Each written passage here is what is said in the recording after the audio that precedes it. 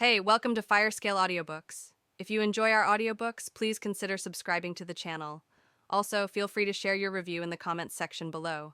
The scout pointed towards the front, and Shang's eyes followed that direction. It was already pretty dark outside, making it hard to see very far, but with Shang's improved vision and the lights inside the city, it wasn't very difficult to see it. In the distance, Shang could see a gigantic fortress. The walls were probably over 50 meters high, and Shang could see several towers with an even more imposing height. The walls and the towers were nearly invisible in the dead of night, and Shang guessed that they were probably dark gray or black in color. Gigantic bonfires raged on top of every tower, illuminating the entire city. It was absolutely massive. Shang guessed that the city was several kilometers wide. However, all of that wasn't the most surprising and shocking part. The most surprising part was the location of Warrior's Paradise. Earlier, Shang and the scout had already been walking on a road that seemingly rose into the air. The road was like the track of a roller coaster, slowly extending further and further upward with nothing of similar height beside it. If Shang walked to the side, he would be able to see the border between the wild forest and the wasteland. While the road kept extending upward, the wasteland kept going downward, expanding the difference in elevation between it and the road. So, with a lonely road slowly extending towards the sky, where was Warrior's Paradise? Warrior's Paradise stood on one lonely, gigantic rock. The walls perfectly aligned with the edges of the rock, making it seem like the walls were part of the gigantic rock. Shang looked around, but he couldn't see any other similar rocks around. This singular rock extended upward from the wasteland for probably over 2 kilometers. Pdn v Warrior's Paradise was like these ancient European castles that had been built on the precipice of a cliff. However, in comparison to these castles, Warrior's Paradise was an actual city. Their sizes couldn't be compared. A black, burning, solitary fortress that overlooked seemingly the entire world. It was a monument to human power over nature. And this monument had been Shang's goal for such a long time. Warrior's Paradise. Now, Shang truly understood why it was called Warrior's Paradise. Warrior's Paradise was surrounded by nothing but wild nature with plenty of powerful natural forces and beasts. If one were able to survive the fall, one could simply jump over the wall, and they would arrive in a land of slaughter in a minute. It truly was a paradise for warriors. Impressive, isn't it? The scout said with a smile when he saw Shang's expression. Yes, Shang answered slowly. The scout only chuckled a bit. Do you know how many citizens are in Warrior's Paradise? He asked. Shang looked at the size of the city. Probably around 10,000 to 20,000, he said. The scout only smiled. About 500. Shang looked at the scout in surprise. What? He asked. There is limited space in Warrior's Paradise, the scout explained. The Warrior Academy takes up around 30% of the city. The citizens take up another 10%. Around 40% of the city is taken up by merchants and different businesses dealing with different crafts. The remaining 20% are for the soldiers. We have around 500 normal citizens living here, but during the day, around 20,000 people are inside Warrior's Paradise. In the early mornings, the farmers come to deliver their food. At the same time, over 2,000 hunters arrive in the city to register for their daily hunting activities. Many of the soldiers live with their families in the farm line, and they also arrive here early in the morning. Only very few rich citizens can afford to live in Warrior's Paradise. Everyone else only comes here to work and leaves again. As Shang listened to these words, he noticed that Warrior's Paradise was very similar to a concept from Earth. An industrial zone, Shang thought. Nearly no one lives in an industrial zone, but everyone goes there to work during the day. What about the students in the Warriors Academy? Shang asked. Where do they live? Some of them live in the dormitories, and some of them live in lodgings in the farm line, the scout answered. Only a few of them live in the dormitories due to the cramped space and stale air. The walls block the violent wind from the surroundings, making the air inside Warrior's Paradise very stale. That's why most of them sleep in the lodgings in the farm line. Shang nodded. Sounds like the roads are very busy during the day, he said as he looked at the empty road. Yep, that's why the road is so wide. It took a lot of money to widen the road to such a degree, but we no longer have traffic jams. Traffic jams in a world with mages and warriors, Shang thought. I guess some things never change. Let's keep going. I want to get home before tomorrow, the scout said with a smirk. Sorry, Shang said before continuing to run forward with the scout. Are there mages in Warrior's Paradise? Shang asked while running beside the scout. Of course, the scout said with a snort. Who do you think keeps the city from collapsing? We have around 50 actual Earth mages in the city who constantly keep watch over the stability. They're also responsible for expanding the city and for its development. So, they're like urban planners or civil engineers, Shang added in his mind. We also have the biggest mana ostrom in the surrounding zones. You can't see it right now since it's not illuminated, but in the day, you can see it. It's in the middle of the city, and it's the highest structure in all of it. The mana ostrom catches all the wind mana and stores it into wind mana magic crystals. The mana ostrom is also the biggest reason why the air inside Warrior's Paradise is so stale. Around 30 wind mages are in the mana ostrom. They keep it running, and they research new applications for wind mana. The farm line has around 10 water mages. Due to the wind and the dryness, the farm line doesn't get much natural rain. The water mages are there to keep everything nice and moist. We only have the occasional fire mage in the city. I think none of them actually live here, but you can see them from time to time. Ice mages are very rare to begin with, and all the ice mages are more interested in Blizzard's Edge than Warrior's Paradise. I haven't seen one in a long time. Lightning mages are just as rare, but I think we have 2 or 3 of them in the city. They mostly handle some element-specific problems in the city related to lightning. We have about 5 metal mages. They are responsible for forging all the really expensive equipment for us soldiers. I don't get to interact with them since I'm still too weak, but all warriors in the commander stage have met them. And that's about it for the mages. As you've heard from the 7 varieties of mages, we have a lot of earth, wind, and metal mages. I think we have something like 100 mages in the city and the surroundings. That's quite a lot of powerful mages for only one city.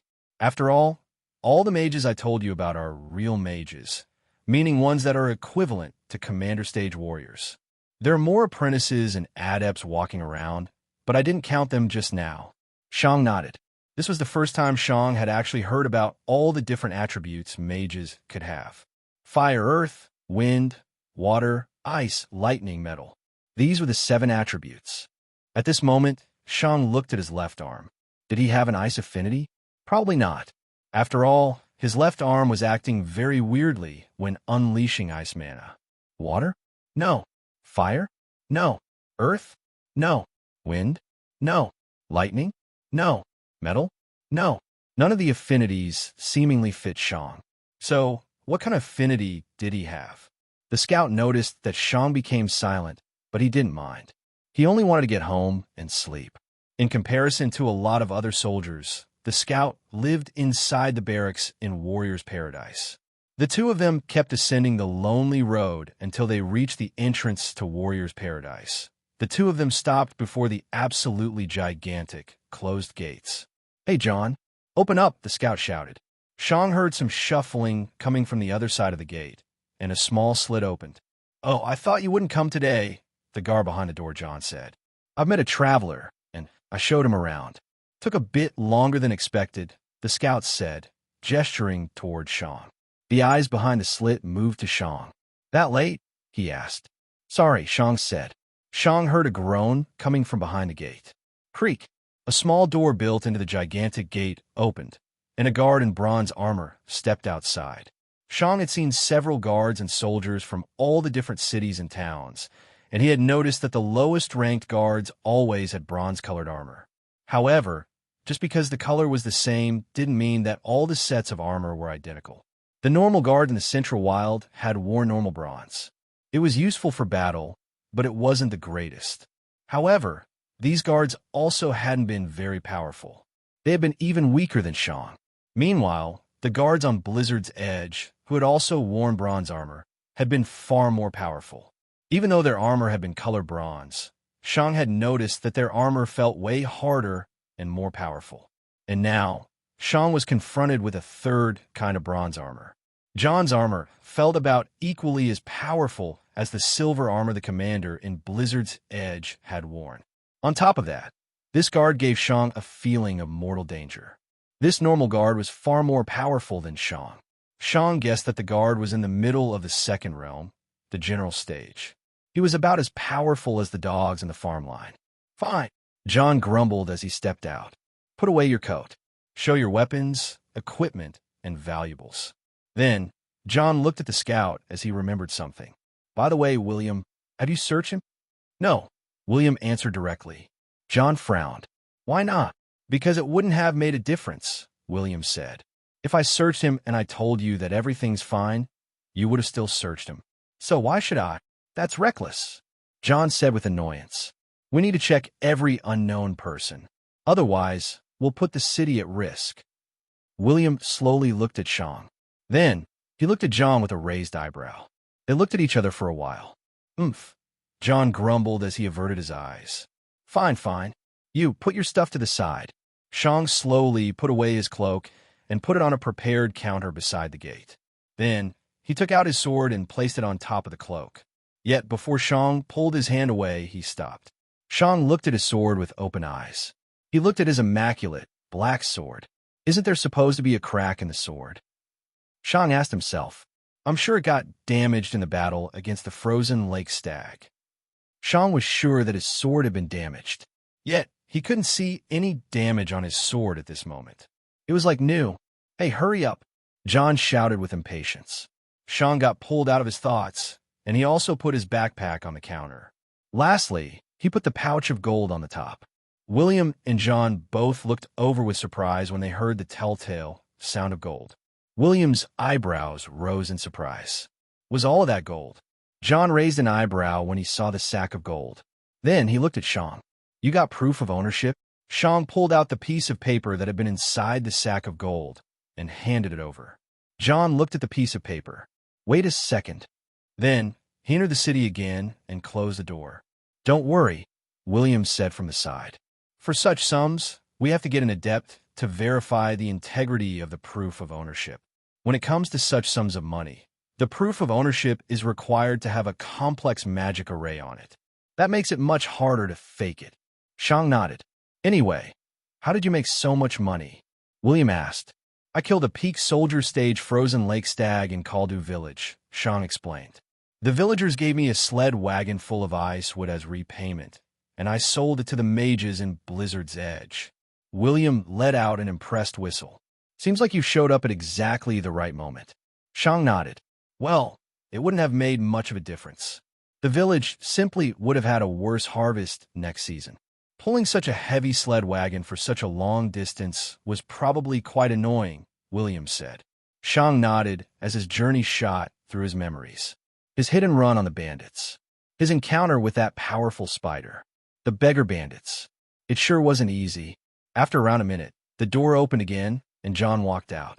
John handed over the piece of paper. Tech's out, he commented. John gave the sack of gold back to Shang and looked at the coat with a grimace. Shang knew why John was grimacing. First of all, no one liked pest cats, and second of all, that coat hadn't been washed in a very long time. Then, John opened the bag, and his grimace intensified. Shang felt a bit bad since he hadn't had the opportunity to wash his spare clothes. Also, he was mostly using them as bedding.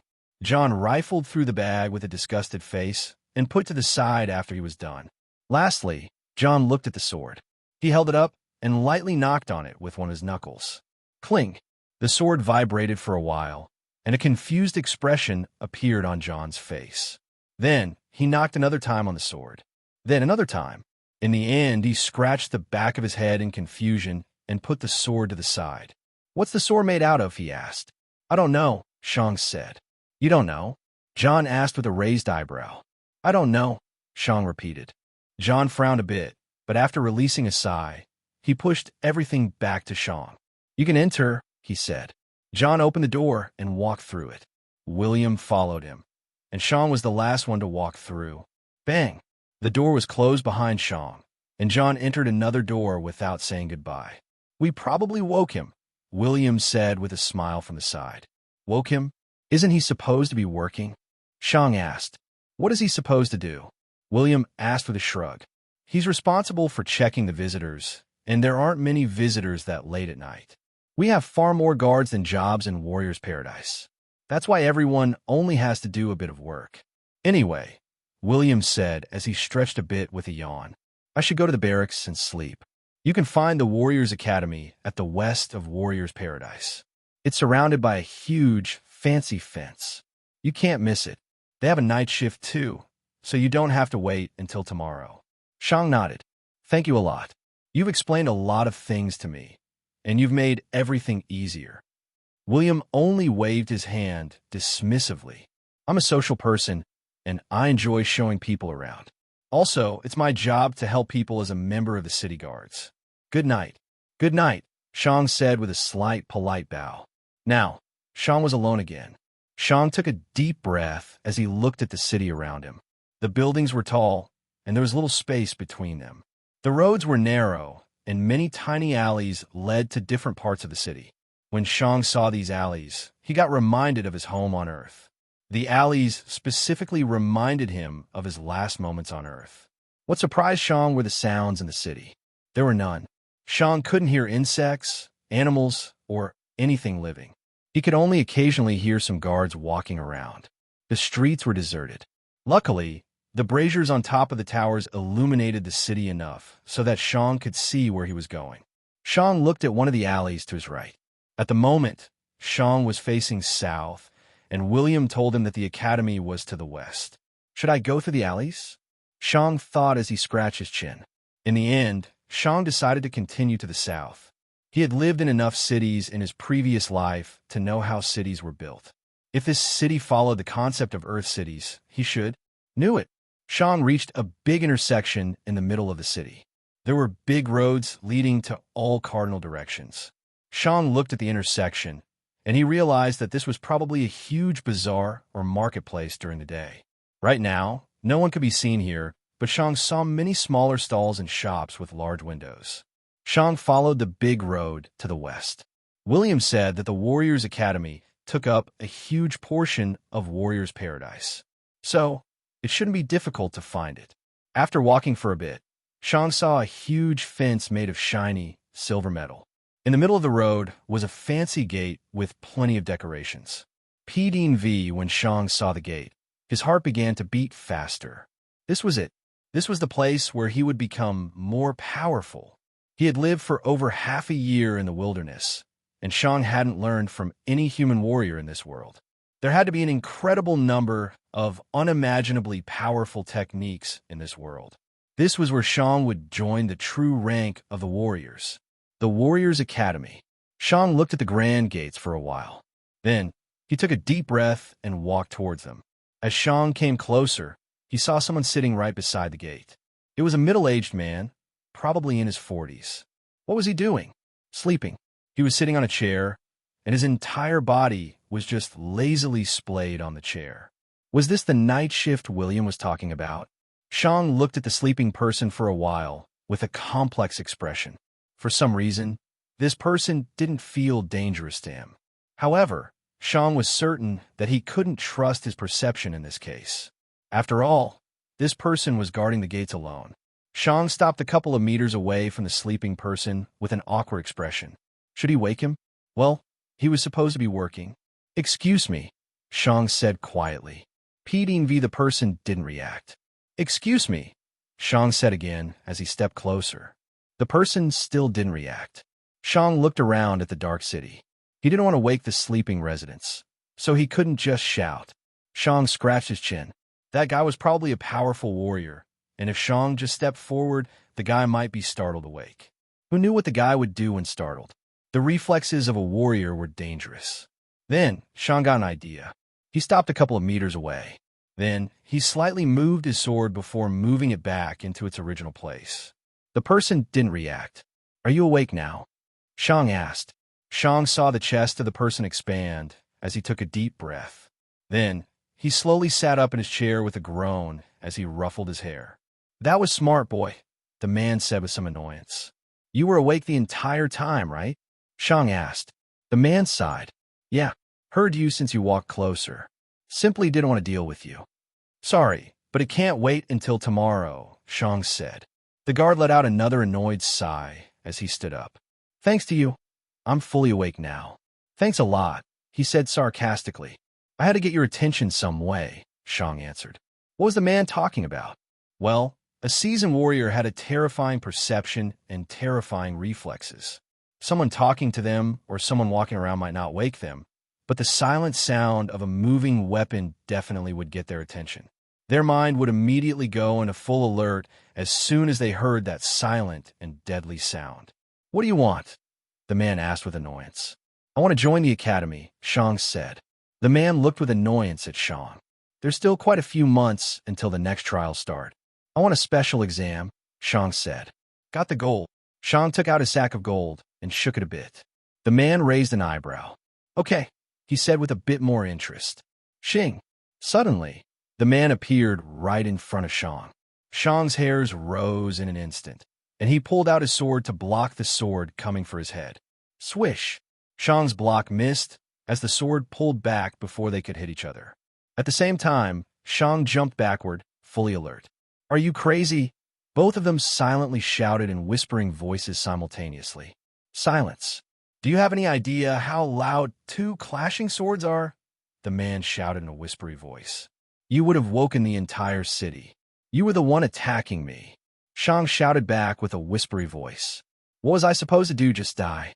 I was obviously only testing you, the guy shouted back in a whispery voice. If I really wanted to kill you, you wouldn't even notice me. Don't you have a better way of testing me? Shang asked with a very annoyed voice. That's payback for doing the same thing to me. I didn't attack you, so you still triggered my battle instinct. Shang took a deep breath to calm down. All right, it's fine, Shang said. So, are you happy with my reaction? The man had a slightly disappointed, but also slightly interested expression on his face. Your reaction was extremely fast, and you immediately went for your weapon while evading. However, your way of moving your sword was weird, and it definitely needs work. It's like you've never seen a human swing a sword, the man said. I never had any form of training, Shang answered. That surprised the man, and he looked at Shang with a very skeptical expression. That makes no sense, he said. But it's the truth, Shang answered. How? How what? Shang asked with annoyance. You go ask. I answer. The man's brows furrowed. All right, if you've never undergone training, how is your body already in the peak soldier stage at your age? Absorb a lot of mana, jump from trees, Shang answered. Silence. Several seconds of silence. What? The man asked. Yes, I've been in the wilderness. There was an earth fruit hedgehog running around. I gave it food. It gave me its earth fruits. I eat one fruit, jump from a tree, nearly die, and regenerate. Silence. What? The man repeated. What? That's what happened. Shang shouted back in a whispery voice. Stop spouting bullshit, the man said with a frown. Dude, I'm not bullshitting you. The man was taken aback suddenly. Dude, he asked. What's that? Is that an insult? It's just a phrase. It's something like bro, man, or similar stuff, but that doesn't matter now. I didn't lie, Shang answered. The man released a silent humph, deciding to postpone the topic for now. Fine, then what about your sword? How did you learn how to swing it? He asked. I just moved it around in ways to deal as much damage as possible. I pushed the power, speed, and precision as far as possible. Additionally, I try to make them flow into each other without a gap. Essentially, I'm trying to get rid of all the awkward transitions between strikes, Shang explained. The man raised an eyebrow. All right, that would explain your weird movements. Show me your set. My what? Shang asked. Your set. You know, a choreographed showcase of your martial art, the man said. Shang blinked a couple of times. I don't have that. What do you mean you don't have that? The man asked with frustration. Then, how are you training your swordsmanship? I just do a couple of the same swings. Then I do some other swings. Then I combine swings from time to time. I do all that until I'm tired. As the man listened to Shang, he began to rub the side of his head in disbelief. He looked exactly like a person that went into a house and saw the house in an incredible mess. Shang could practically read the mind of the man. Where do I even begin to fix such a mess? These are probably his thoughts. Fine. Forget it, the man said after rubbing the bridge of his nose. We'll deal with this tomorrow. I can't let you in since you're not a student yet. So you have to wait until tomorrow.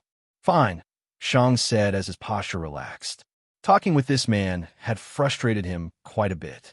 The man sat down on his chair again. Then he saw Shang moving to the other side of the gate to sit down. What are you doing? The man asked. Waiting for tomorrow, Shang said. Here. Yes, why not? You do know that there are inns around here, right? It's late, and I don't want to wake them. Additionally, I'm used to sleeping outside. Shang sat on the ground and leaned his back on the gatepost. Then he took out his sword and put it beside him, nestling in his arm. At the same time, Shang put his coat over the front of his body.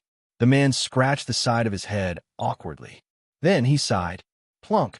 Shang looked over, and he saw that a second chair had suddenly appeared out of thin air. Shang looked in shock at the man.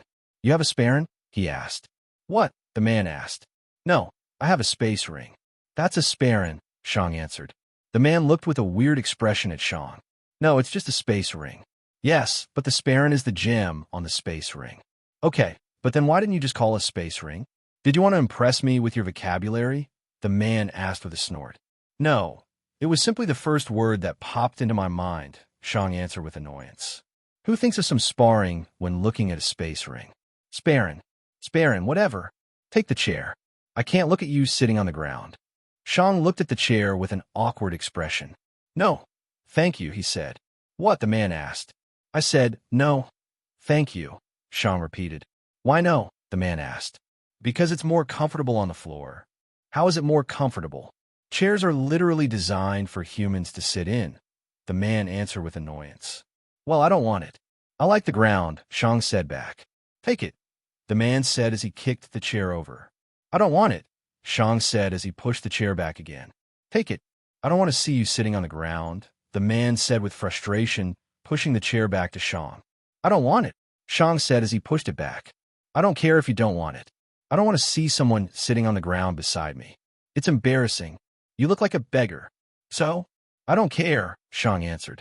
The man groaned. Just do it for me, okay? No, why would I? You attacked me earlier, Shang said with a sneer. That again, the man shouted in a whispery voice as he stood up. Yes, that again. I haven't heard you apologize.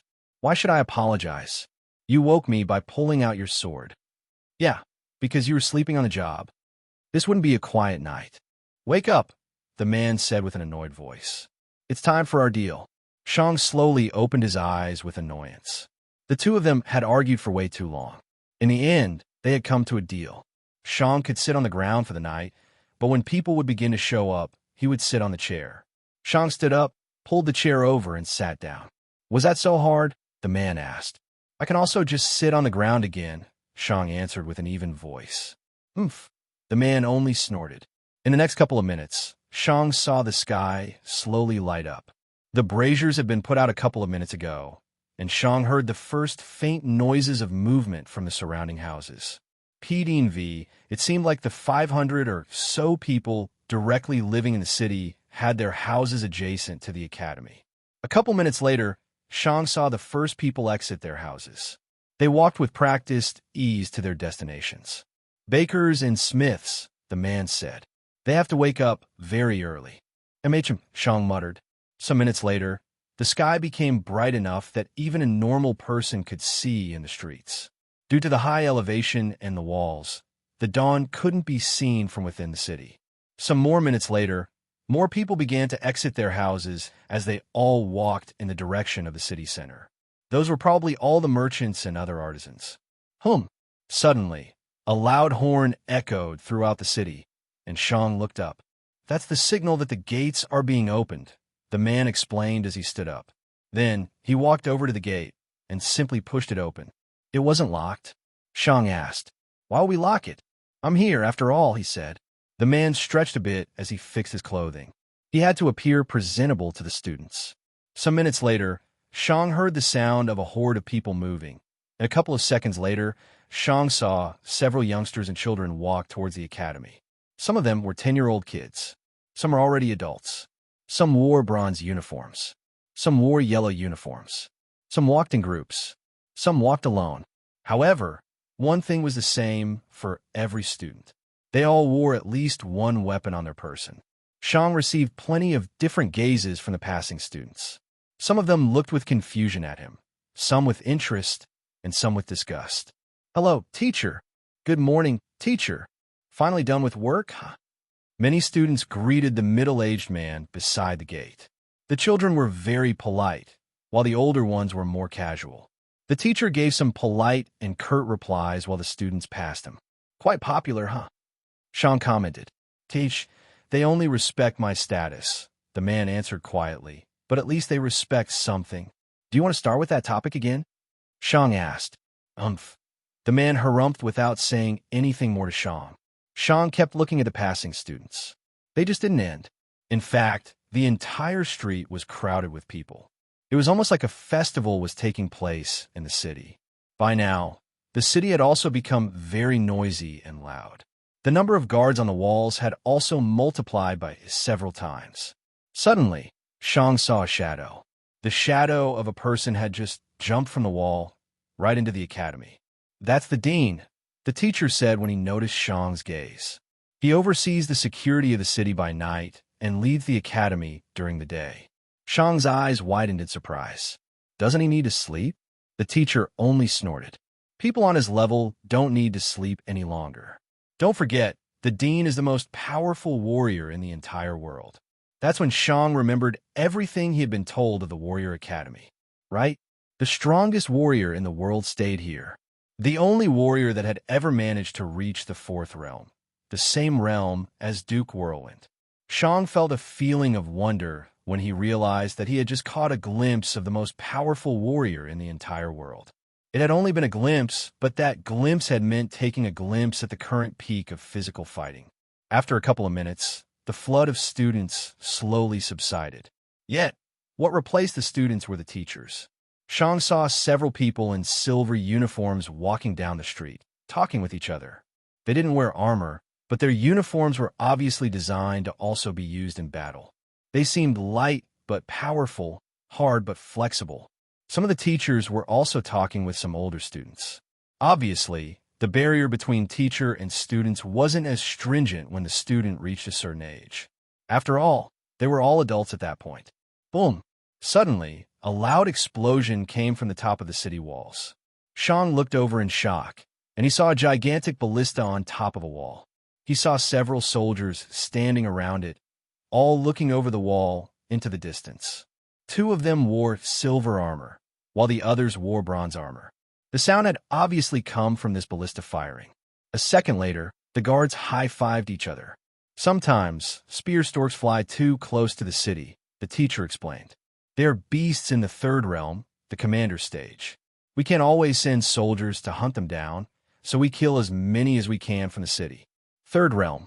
Shang was reminded of the earth fruit hedgehog and the old ice octopus in Duke Whirlwind's garden. Such a majestic beast had died, just like that.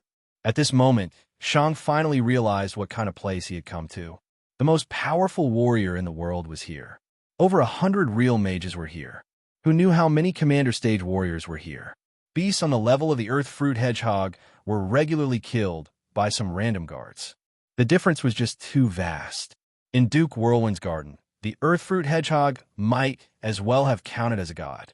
On the outside, beasts on general stage had reigned supreme, and Shang had nearly died to one of them. The most powerful guards had been in the general stage. But here, commander stage beasts died on the daily. Commander stage beasts were nothing special in this place. Shang couldn't even fight a general stage beast, but he had entered a place where not even commander stage beasts were special. For the first time, Shang felt like he was far out of his depth. On the outside, he had been a force to be reckoned with. Not even the real bandits had dared to attack him after they had known of his location. Every beast, except for the most powerful ones, had been under Shang's mercy. But here, Shang was only a common youngster. Every single guard in the city could easily kill him. There were even several students in the general stage. Shang was in a different world. "Oh, who's that?" One of the teachers asked the teacher beside Shang. "He came at night," the teacher answered. He wants to have the special exam. Oh, the other teacher answered as he looked at Shang. Shang was taking out his thoughts, and he looked at the new teacher. I have time right now, the other teacher said. Follow me. I'll take care of your exam. Shang looked at the new teacher. The new teacher looked like someone in his early 30s. He had long, emerald green hair, and he wore a green suit of leather armor. This teacher's appearance surprised Shang. First of all, that teacher didn't wear the normal silver getup that all the other teachers wore. Second of all, he appeared a bit on the younger side for teachers. Most of the teachers looked like they were in their 40s or 50s. Follow him, boy, the first teacher said to Shang with an annoyed tone. All right, Shang answered. Then, he looked at the new teacher and nodded politely. Thank you. No thanks necessary, the green-haired teacher said with a smile. After all, you're paying for all of this. Shang only nodded. The teacher looked at the others. Talk to you later, he said. Don't abuse him too hard. A woman from the side giggled. Why do you always have to do this, Melina? The teacher asked with a groan. If you keep doing this, the students will one day start believing your crap. The other teachers only giggled as they entered the academy. The teacher watched them leave and sighed. You can choose your friends, but you can't choose your colleagues, the teacher said to Shang. You can, came a distant shout from one of the teachers. Stuff it, the teacher shouted back with furrowed brows. Shang could only hear more laughing. Come, the teacher said as he gestured to the school with his head before entering. Shang followed behind the teacher and looked around. For the first time, Shang could actually see the inside of this legendary academy. Shang could see empty fields filled with rubble, some clean training places, and even a small forest, which surprised him. Warrior's Paradise was already very limited in terms of space, and the academy just placed a forest here? Hide and seek, the teacher in front of Shang said. What? Shang asked. Hide and seek, the teacher repeated as he gestured towards the forest. You won't always fight in open terrain. Sometimes you are outmatched and you have to flee. Sometimes opponents might hide in the area to ambush you. That's what the forest is for. Oh, okay. Makes sense, Shang said absent-mindedly. The teacher noticed that Shang was too preoccupied with looking, so he didn't elaborate further. The atmosphere between you teachers feels more personal and comfortable than I anticipated, Shang commented suddenly. The teacher snorted. Why wouldn't it be? We're colleagues. Yes, that's normal, but it's not a given that the relationship between your boss and you is that relaxed. Oh, the teacher uttered as he threw a glance toward Shang.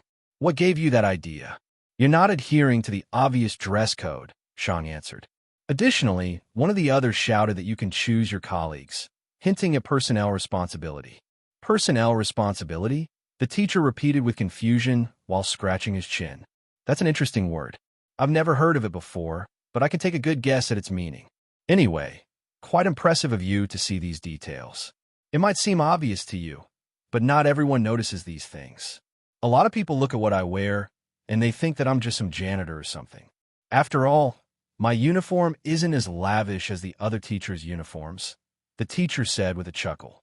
What did you learn of these things? From which family are you? The teacher asked. Shang felt a bit awkward after receiving that question. I'm not from any family, Shang said. The teacher looked at Shang with a skeptical expression. So, you learned that all on your own? That's the difficult part, Shang said. I don't know. You don't know? Yes, I don't know, Shang confirmed. My oldest memory is from when I woke up in Duke Whirlwind's garden a bit more than half a year ago. After hearing that, the teacher stopped walking as he looked at Shang with a strict expression. With your bright mind, you can probably understand why that story sounds so unbelievable. There's also plenty of reason to keep one's affiliation with certain families and organizations a secret. However, you have to know that this academy is run by the strongest warrior in the world, and he's a very altruistic person. He isn't interested in politics, and he only wants to further the advance of humans in terms of physical power. All your past political affiliations are irrelevant here. Yes, we might be in Duke Whirlwind's territory, and yes, we might have a deep connection with him, but the dean has made it very clear that we accept everyone. So, with all of that said, are you still adamant about the fact that you lost your memory? I must warn you, We have ways to check if your claim is true, the teacher explained. Yes, because that's what happened, Shang said calmly. The man looked at Shang with a skeptical expression. All right, then let's test that right now. Please don't resist. Shang only stood there without moving. The teacher pointed his finger at Shang's forehead, and then he started to cast a spell. Shang was surprised when he saw that the teacher was casting a spell. Wasn't this supposed to be a warrior's academy? Didn't the guy wear leather armor and a long spear on his back? Why did that guy suddenly start casting a spell? The teacher took several seconds to finish his spell. Obviously, he was used to casting spells, or at least to casting this specific spell. Additionally, Shang felt the words the teacher said to be familiar. Hadn't he heard similar words before? When the teacher was finished, some mana came out of his finger and entered Shang's mind. Now, Shang remembered where he had heard that before. Duke Whirlwind had cast the same spell to check if everything was all right with Shang's mind. However, the Duke hadn't even needed a full second to cast that spell. After traveling through Shang's head, the mana came out from the back of his head. The teacher looked at the mana, and his face showed surprise. So, Shang asked. Well, it seems like you've spoken the truth, the teacher said with a surprised expression. I can see that something in your mind doesn't make sense. Can you tell me more about it? Shang asked, fully knowing what the answer was going to be. The teacher sighed. Sorry, but I'm only training in magic to supplement my fighting style. I'm a magic warrior, if you've heard the term before. I know some spells not related to combat, but using them is very difficult and draining for me. The only thing I can test is to see if the mana coming out of your mind is normal looking or not. We mainly use that spell to check if someone's memory has been tampered with. That's basically the only thing we can do with it. All right, Shang said with a nod. The teacher scratched his chin in surprise. He had been certain that this kid had lied to him, but apparently the kid hadn't. Amnesia, huh? Who would have thought? Then, the teacher wanted to continue leading Shang to the academy, but he stopped when he noticed how weird Shang's reaction had been. How would an amnesiac person act when someone had just cast a spell on them that demonstrated their amnesia? Wouldn't they immediately ask for ways to cure it? Wouldn't they be anxious or hopeful? Yet, Shang acted like it was only normal. Someone has done that to you before, right? The teacher asked. Shang nodded. And you perceive that person to be even better at casting magic than me, right? He asked. Shang nodded again. You don't even know how good I am at casting spells, and you assume that I'm automatically less skilled than that person? The teacher asked with a frown. Any half-skilled adept can cast that spell. What made you so sure that I'm less skilled? Shang only looked at the teacher. I haven't seen you fly through the air. This shocked the teacher. Flying? There were only less than 10 people in the world that could fly, and this guy was telling him that he talked to one of them? However, the teacher quickly remembered what Shang had told him. Shang's earliest memory was of him waking up in Duke Whirlwind's garden. So, wasn't it logical? Did you meet Duke Whirlwind in his garden? The teacher asked. Shang nodded. The teacher took a deep breath and released a sigh. All right, if he can't see what's happened to your mind, I don't even need to attempt. Let's continue. We don't have all day. With that said, the teacher continued. Shang only looked at the teacher. Shang was pretty sure that the teacher was regretting his earlier words about Shang not being able to tell whether someone was more powerful or not. After some seconds of increasing the teacher's discomfort by only looking at him, Shang followed the teacher. In the front, the teacher only rubbed his face. When cheeks flushed with blood, they often itched. After a while of walking, the two of them entered the academy. The building itself looked like a typical school, just more royal. There were plenty of designs and edges that reminded Shang of the Baroque period on Earth. The building simply looked very old, but very expensive. However, the feeling that the building was old came from Shang's perception when he had been on Earth. After all the buildings that looked like that were old. Yet the building Shang was currently in looked to be rather new, and it was in top condition. The halls were grand, and Shang could see many weapons hanging from the walls. Shang's sword was shaking on his back due to all the powerful were around him. Luckily, Shang's cloak hid his sword shaking.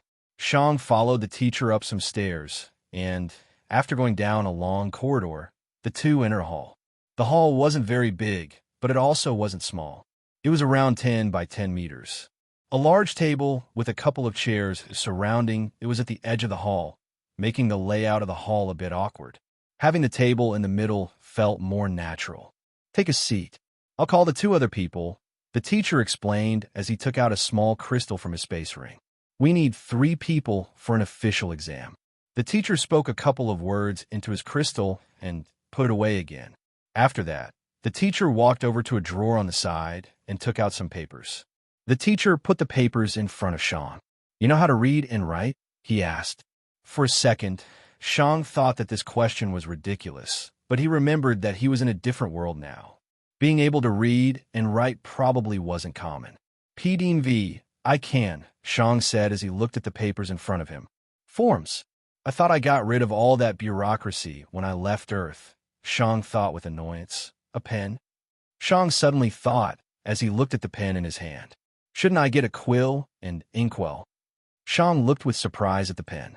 The pen looked like a crudely made ballpoint pen, which weirded Sean out. A ballpoint pen? In this world, you don't need an inkwell to write, the teacher said, pointing at the pen. That's what we call a pen. It has an integrated inkwell. You only need to press down to write. Sean looked at the teacher for a bit and then back at the paper with furrowed brows. But in the end, Sean simply accepted the reality that is a pen in a world filled with mages and warriors. Sean filled out all the questions on the form. The questions were very basic. Sean was asked about his name, family, knowledge, combat style, combat experience, and many other relevant things to his chosen profession. While filling out the forms, 2 other teachers entered the hall. They greeted the first teacher and sat down beside him. One of them was a young woman with fiery red hair, while the other one was an old man with gray hair. The woman was probably in her 20s, while the old man was probably in his 70s. Vieira, what are you doing here? The first teacher asked the young woman while Sean was still filling out forms. I'm hunting later in the day today, Vieira said with a smile. I want to enter the canyon on the evening. The first teacher furrowed his brows. Are you certain? You haven't been in the commander stage for a long time. Going to the canyon now might be a bit too soon. I know, Vieira said, but I need to feel some danger again.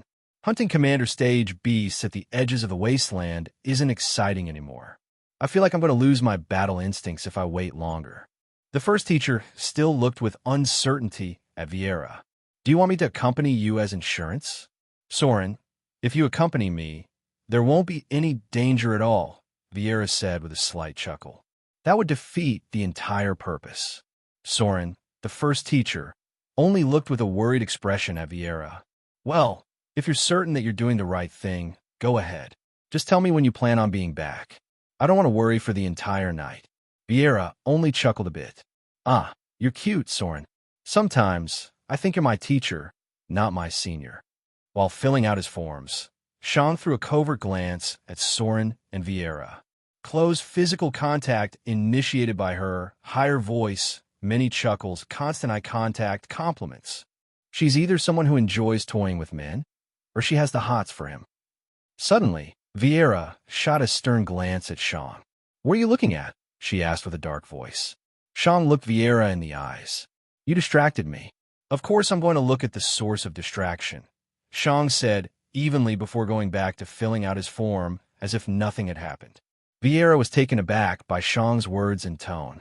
She had expected Sean to cower back at her admonishment and apologize, but Sean had only answered in a very direct manner. Sean quickly took the pen. Seems like he's not buying your bullshit. Vieira looked at the third teacher, the old man, with an angry gaze. Do you have to word it so crude?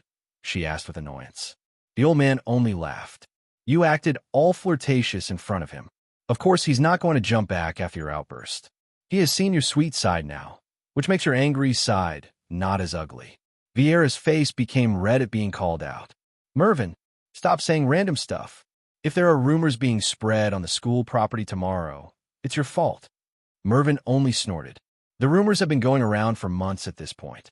The only reason why you haven't noticed is that you basically live in the wasteland. Rumors? What rumors? Vieira asked in shock. Mervin only smirked. What else? It's that dash. I'm done, Sean suddenly said as he pushed the forms to the other side of the desk to the 3 teachers. Shut up. Don't interrupt him, Vieira said with an annoyed voice as she threw Shang a venomous glance. Then, she looked back at Mervin with a nervous expression. What kind of Romo dash? Looks good, Soren suddenly said, interrupting Vieira. Some of the things on the forums make seemingly no sense, but I've seen stuff like that plenty of times. We just have to see how you fight, and we'll get everything figured out. Vieira looked with annoyance at Soren, but she only bit her lower lip as she suppressed her rebuttal. Shang shot a knowing look toward Soren. Shang knew that the stuff he had written down was probably far from ordinary. After all, when it asked about Shang's combat style, Shang had simply said sword. When it had asked about the technique Shang had learned, Shang had simply crossed out the page. Yet, when it asked about Shang's combat experience, Shang had run out of space on the paper. Every single person would make a double take at that form and ask Shang several questions for clarification. However, Soren had simply waved the form off like everything was all right, and Shang knew why. Soren didn't want to confront Vieira's romantic feelings. He obviously knew about them, judging by his actions, but he avoided directly acknowledging them. Clap, clap. Soren clapped twice into his hands to get the attention of the other two teachers. All right, the official exam starts now. Please keep the topics not related to the examination out of the examination. Mervin only laughed while Vieira frowned with annoyance. Meanwhile, Soren looked at Shang with a devious smirk. Well then, let's begin, shall we? Shang nodded. He had waited for this examination for way too long. Soren answered with a nod of his own and turned towards Mervin. Mervin, you're the sword instructor. Could you get us a fitting opponent for Shang? You know how examinations work. Mervin nodded and wanted to stand up, but stopped. Shang? That's his name, he asked. That's at least what he wrote onto the form, Soren said as he waved one of the forms around. Mervin shot a weird glance at Shang. Weird name, kid, he said before leaving. Vieira only snorted, showing that she didn't like what Mervin had just said. Soren only awkwardly looked at Shang. You have to excuse Mervin. He's an old but very capable teacher. As you might have noticed, he always speaks his mind. No, he's right, Shang said. Shang is a weird name. Soren's face transformed into a representation of confusion. That was not the answer he had expected. Well, all right then. As long as you don't take what Mervin said personally, Soren said. How is it not personal? Shang asked. He literally commented on my name. It doesn't really get any more personal. Soren moved his hands forward like he wanted to stop an expensive vase from falling to the ground. That's not what I meant. I know what you meant, Shang said. Soren pulled back again as he looked at Shang with a slightly frustrated expression. Then why didn't you say so? He asked with forced politeness. Why didn't you word it correctly? Shang answered. You, Soren said as his hands very lightly indicated that he wanted to strangle Shang. Then, he took a deep breath to calm down. Fine. It's fine. The situation's resolved, he said. Shang didn't answer anymore. On the side, Vieira shot a strange look at Shang. This kid wasn't like most other kids. Was something wrong with him? After some time passed, Mervin returned with a young man. Shang looked at the young man, or more precisely, boy. He couldn't be older than 16. When Shang saw the boy, he felt a slight feeling of threat. By now, Shang was very good at judging his opponent. The slight feeling of threat he felt meant that the other side was capable of injuring him, but that was it. He wasn't a real threat.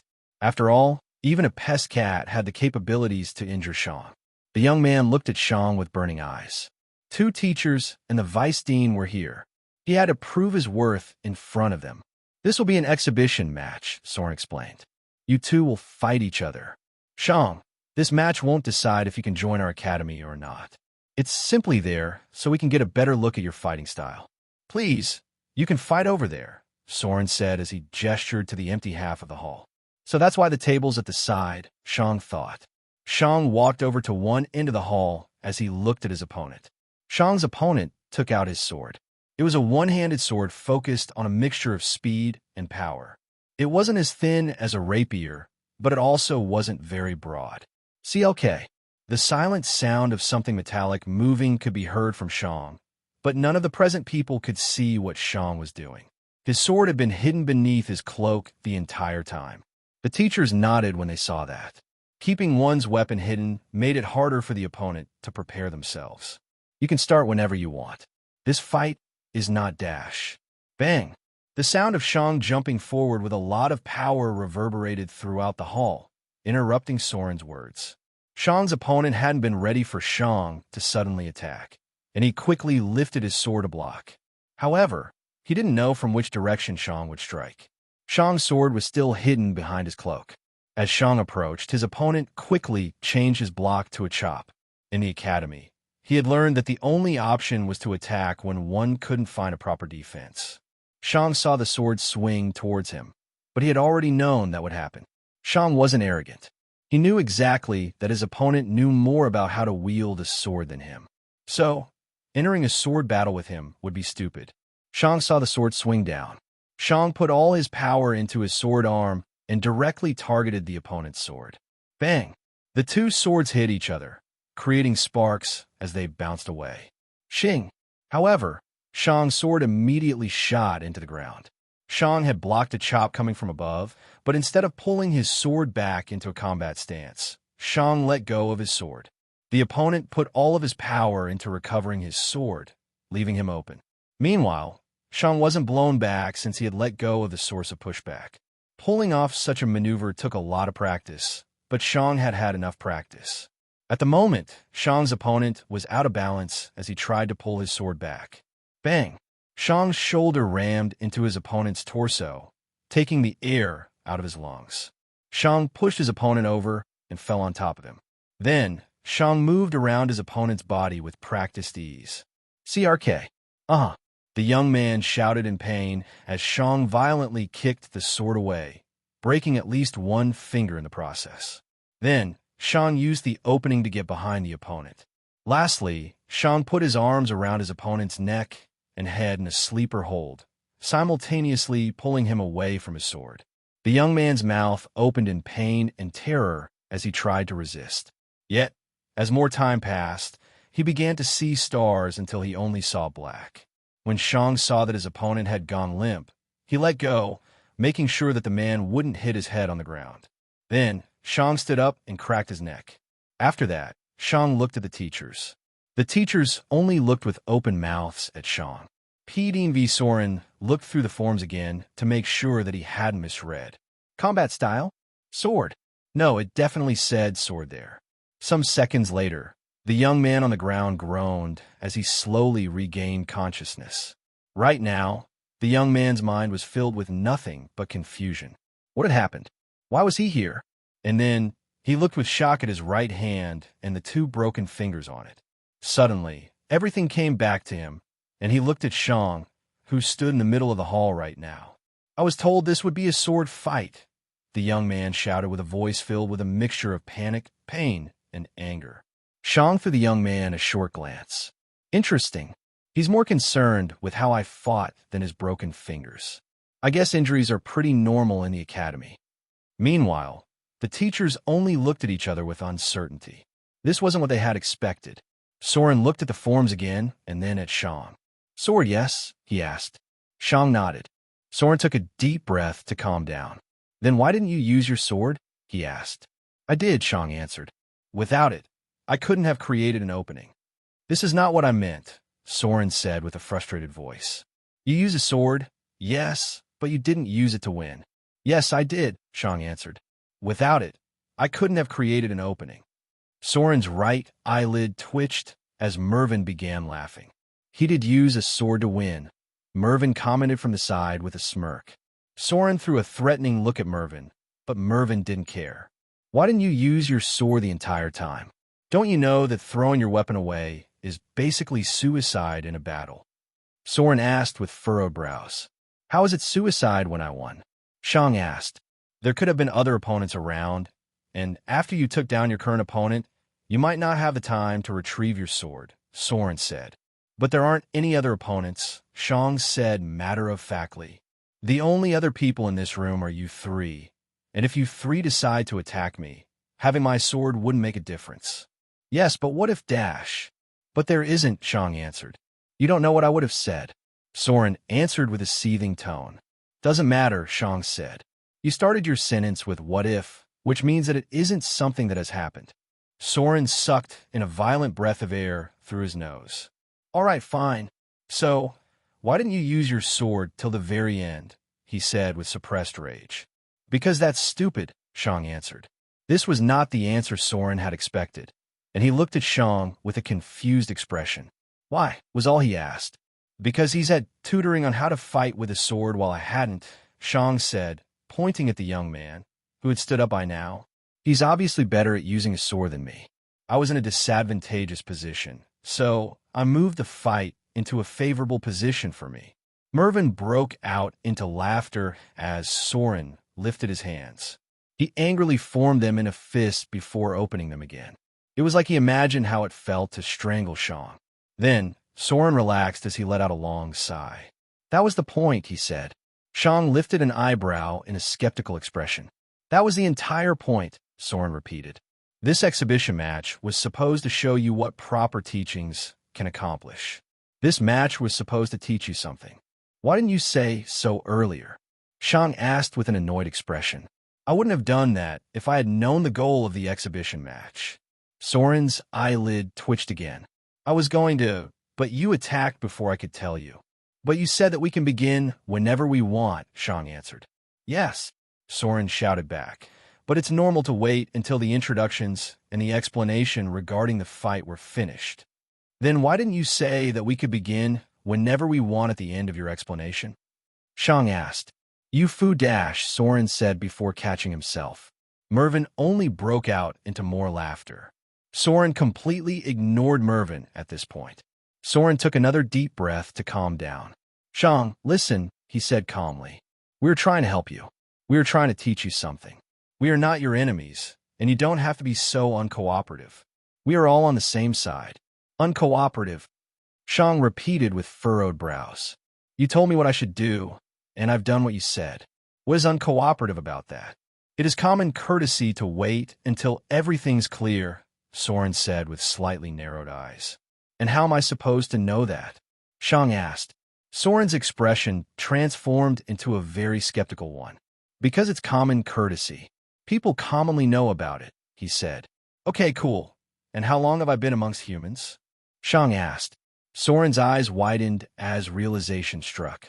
The other two teachers looked at Soren with confusion. In their mind, Soren was supposed to shout back. Soren took another deep breath and slowly put his right hand to his forehead. I'm sorry. I forgot about that. This surprised Mervyn and Vieira. Where did that change suddenly come from? PDV, it's fine, Shang answered. So what now? The other two teachers still looked with confusion at Soren, while Soren slowly stood up. Then, Soren walked around the table while looking at the other young man. Please go to the water mage, he said. After that, you can return to class. For a second, Shang was confused about why Soren had sent the young man to a water mage, but after seeing the young man's broken fingers, Shang made a connection in his mind. Do water mages have healing capabilities? Shang thought. I didn't lose, the young man shouted with panic and nervousness. It was almost like his dream was breaking apart in front of him. He cheated. The entire atmosphere in the room changed as the three teachers shot admonishing looks at the young man. What's his name? Soren asked without looking back. Michael from the Brestow family, Mervyn answered. Michael, Soren said slowly. In battle, we can't be sure about the powers of our enemies. Some mages dye their hair and clothing just to look like a mage with a different affinity.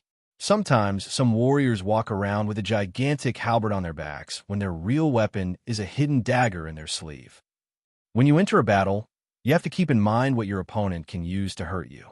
Yes, to some extent, we were also at fault since we fed you incorrect information about your opponent. But in the end, you are still responsible for your own battles. You both have about equally powerful bodies, and you had a chance to win. Taking your opponent by surprise is one of the most important factors in winning. I'll chalk up your current outburst to your broken fingers and your loss of consciousness earlier. I'll forgive it this time, but I don't want to hear something like that again. Do I make myself clear, Michael? Soren said with a strict voice. By now, Michael didn't look angry anymore. In fact, Michael looked very afraid, ashamed, and nervous. He knew that he'd screwed up big time. I'm sorry, Weisstein. In my fear of appearing too weak, I appeared too weak. I have lost, and that's that. I will remember your teachings, Vice Dean, Michael said with a voice filled with shame. Soren nodded, and a smile returned to his face. Then everything's fine. Please, go to the water mage and return to class. We're sorry for the inconvenience. Yes, thank you, Vice Dean, Michael said with a polite bow. Then, he turned to Mervyn. Thank you, teacher. Then, surprisingly, Michael turned to Shang. I'm sorry for my earlier words, he said. Shang was a bit surprised. In Shang's mind, this boy was just that, a boy. He hadn't expected a teenager to genuinely admit to their mistake that easily. Michael could have left without talking to Shang, and everything would have been all right. It's fine, Shang said, and sorry for the broken fingers. I got lost in the fight. It's okay, Michael said. I'm used to injuries. So, see you in class, Shang. Shang nodded. Then, Michael left the hall. Meanwhile, Soren had arrived at the place where the young man had just been. Shing! Soren took out his spear and held it in his right hand.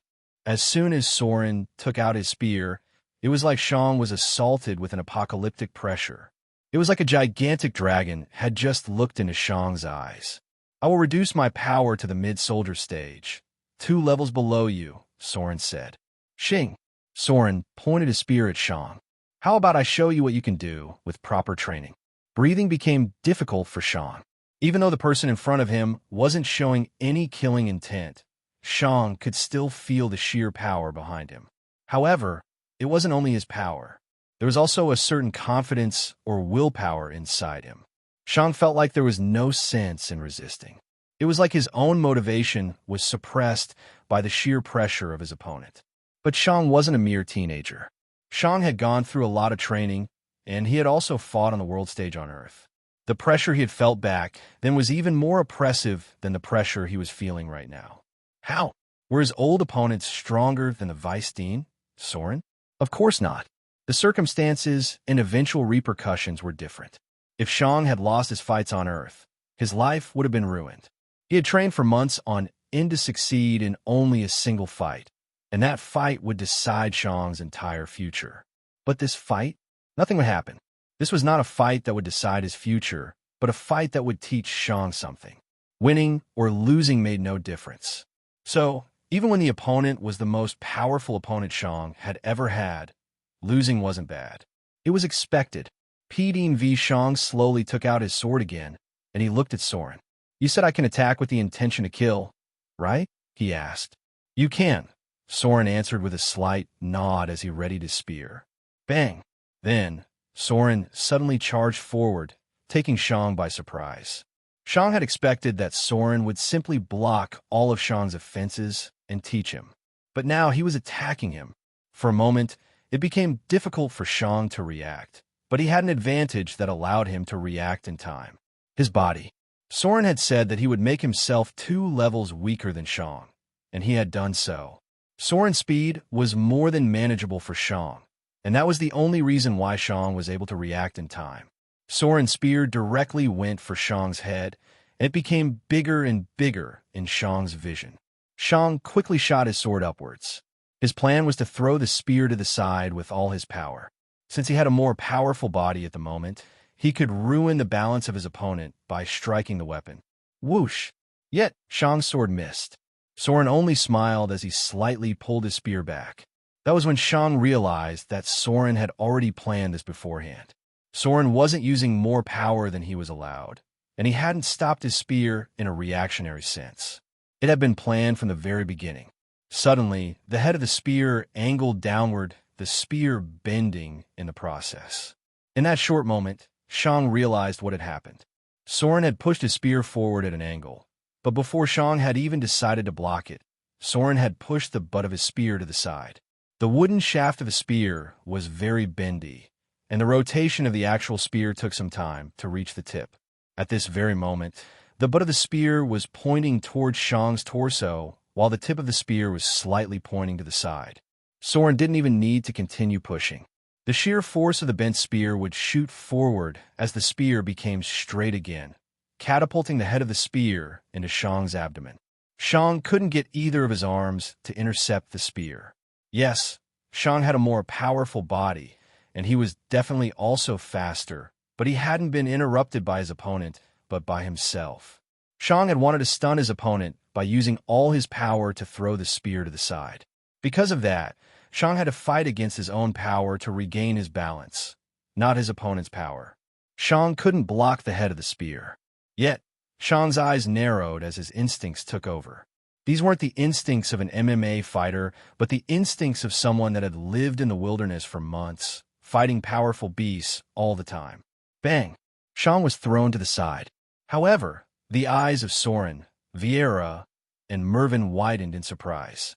Shang had gone into the attack of his own volition. The first and most basic reaction someone had toward an attack was to protect themselves. If someone saw a punch coming toward their face, they would quickly put their arms in front of their face. If someone saw an attack coming toward their abdomen, they would put their arms and legs in front of their torso while trying to either jump back or turn to the side. These were basic instincts. Yet, Shang stepped forward while slightly rotating his abdomen. If Shang had done nothing, the spear would have straightened, and the tip would have slightly pierced Shang's abdomen. Soren didn't want to injure Shang too seriously after all, but by stepping forward and rotating, the side of the spear's head slapped Shang in the abdomen. The sharp edge of the spear left a deep cut in Shang's abdomen, but that was it. A thrust with the spear would have punched through Shang if it were performed with the intention to kill, which would obviously be worse than this outcome. At the same time, Shang's arms wrapped around the spear, keeping it from leaving his body. Shang had the more powerful body, and he had to take advantage of that fact. Soren raised an eyebrow as he saw Shang grip his spear with his left hand while still keeping his sword in his right. Then, Shang exploded forward. He pulled Soren to him by pulling on the spear as his sword struck in Soren's direction. Soren only smirked. Hope! The spear suddenly bent to the side, throwing Soren to the side. It was almost like the spear was not following physics anymore. Shang noticed what had happened. Soren was using Shang as the base of a lever. Soren was essentially using the principles of a pole vault to throw himself to the side. At the same time, the spear in Shang's hands tried to pull itself out of his grasp. Soren was using the entire power of his body to bend the shaft out of Shang's hands. However, one of the very first things a fighter on Earth learned was to disarm people. Because of that, Shang used some fingers from his right hand to block the exit of the spear. The part where the fingers curled around something was easy to break out of with some rotation. Shang knew that, which was why he was reinforcing that part with his other hand while still keeping his sword. Soren nodded in praise when he saw that. Then, Soren shoved his spear forward with all his force. Shang strengthened his grip on the spear and managed to keep hold of it. Clink! Yet, the spear vibrated once and hit the hilt of his sword, throwing it out of Shang's hand. Like it had a mind of its own, the sword gracefully flew towards Soren, who caught it. Then, Soren pointed the sword at Shang with one hand while keeping his spear in the other.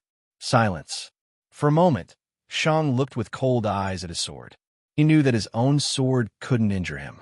If Shang shot forward, Soren would try to stab Shang with the sword, but it wouldn't work. Then, Shang could use that chance to start an unarmed fight on the ground with Soren, which would essentially mean that Shang would win. You win, Shang said. But in the end, Shang decided against it. First of all, Soren had already shown a cavalcade of techniques, and it was very possible that he would have even more. Saying that Shang would be able to tackle Soren to the ground would be very, very optimistic. In short, Shang's victory wasn't even close to assured. Second, Shang was certain that the ability to not cut one's user wasn't common for a weapon. Shang still wasn't certain how other people would perceive his weapon if they knew of its abilities. Lastly, Shang also had the ability of his left arm, but he kept it secret for the same reason. If Shang could tell his own affinity, he wouldn't be afraid of revealing it. However, his affinity was special. Even a god had called it special. Also, if Shang used some mana-related abilities with his left arm, Soren might do the same. Shang didn't forget that Soren had called himself a mage warrior, and up to now, Soren hadn't revealed any magic abilities. Soren only smiled as he threw the sword back to Shang. Well fought, Shang. Thanks, Shang answered Soren. When Soren heard Shang's words, he nodded in appreciation. Why? Because a lot of kids tried to appear too prideful or motivated. They would proclaim with a frown that they were sad, they hadn't won, or something similar. However, that didn't make them seem endearing or motivated but stupid. This had never been a fight where victory was up for grabs. If they said that they weren't fine with losing, it would only show their childishness. It would show that they weren't able to distinguish a winnable fight from an unwinnable one. If someone truly thought like that, the chances were high that they would start a fight they couldn't win, and they would die early. If someone didn't think that, but said it regardless, they would only be a people pleaser. Accepting when someone was superior to oneself was one of the most important rules a warrior had to learn. It was an essential skill for survival. Hey, Soren, how about you let the kid actually show his skills? Mervyn said from his chair. This entire fight was supposed to show us his sword skills. Soren only smiled awkwardly as he scratched the back of his head. Sorry, I just wanted to show him how annoying it can be when someone suddenly attacks out of nowhere. Anyway, Soren said as he looked at Shang. At the same time, his spear vanished, and he lifted his arms. Let's see your sword skills. I won't fight back, but I will block and evade. Just treat my arms as shields. You don't have to worry. By using mana, my body becomes so hard that you can't damage it. Shang nodded as he readied his sword. At the same time, the other three threw glances at Shang's abdomen. There was still a cut on Shang's abdomen, but it was quickly healing. This told the teachers two things. First of all, Shang acted like he didn't even notice his injury, which gave more credibility to his claims of how he was training his body. Second, Shang's injury was already closing, which meant that he had a warrior's body. What was a warrior's body? In this world, a warrior's body was seen as a disadvantage. In essence, having a warrior's body meant that one wasn't able to actively push mana towards one's mind. Without a way to actively push mana towards one's spirit, one wasn't able to become a mage. Of course, in a world where magic was the only way to true power, this was a bad thing. It wasn't entirely impossible to practice magic with a warrior's body, but it basically made no sense. Why? Because the mind would only become more powerful by the passive mana radiation of the strengthened body. In short, this meant that one's body had to vastly surpass one's mind in power to strengthen it. Mages trained by pushing their mana into their minds. In the beginning, mages would retain normal bodies until they became adepts. When they became adepts, the power of their mind would slowly strengthen their bodies. This meant that an early adept would have a body equal to an early soldier stage warrior. That was an entire realm lower. Of course, one could also train both at the same time, but that would consume double the resources and double the time for only a minuscule increase in strength. Someone with a warrior's body would be forced into training the opposite way. If they wanted to become mages, they would need to become a warrior in the general stage first before they could start learning magic. When the warrior had already reached the second realm, they could learn to cast spells at the same levels as a beginner apprentice. In short, it made no sense. Competing v someone with a warrior's body was essentially forced into the path of a warrior.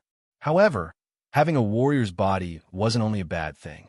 The good thing about having a warrior's body was that the body kept most of its mana stored in the body itself, not the mind.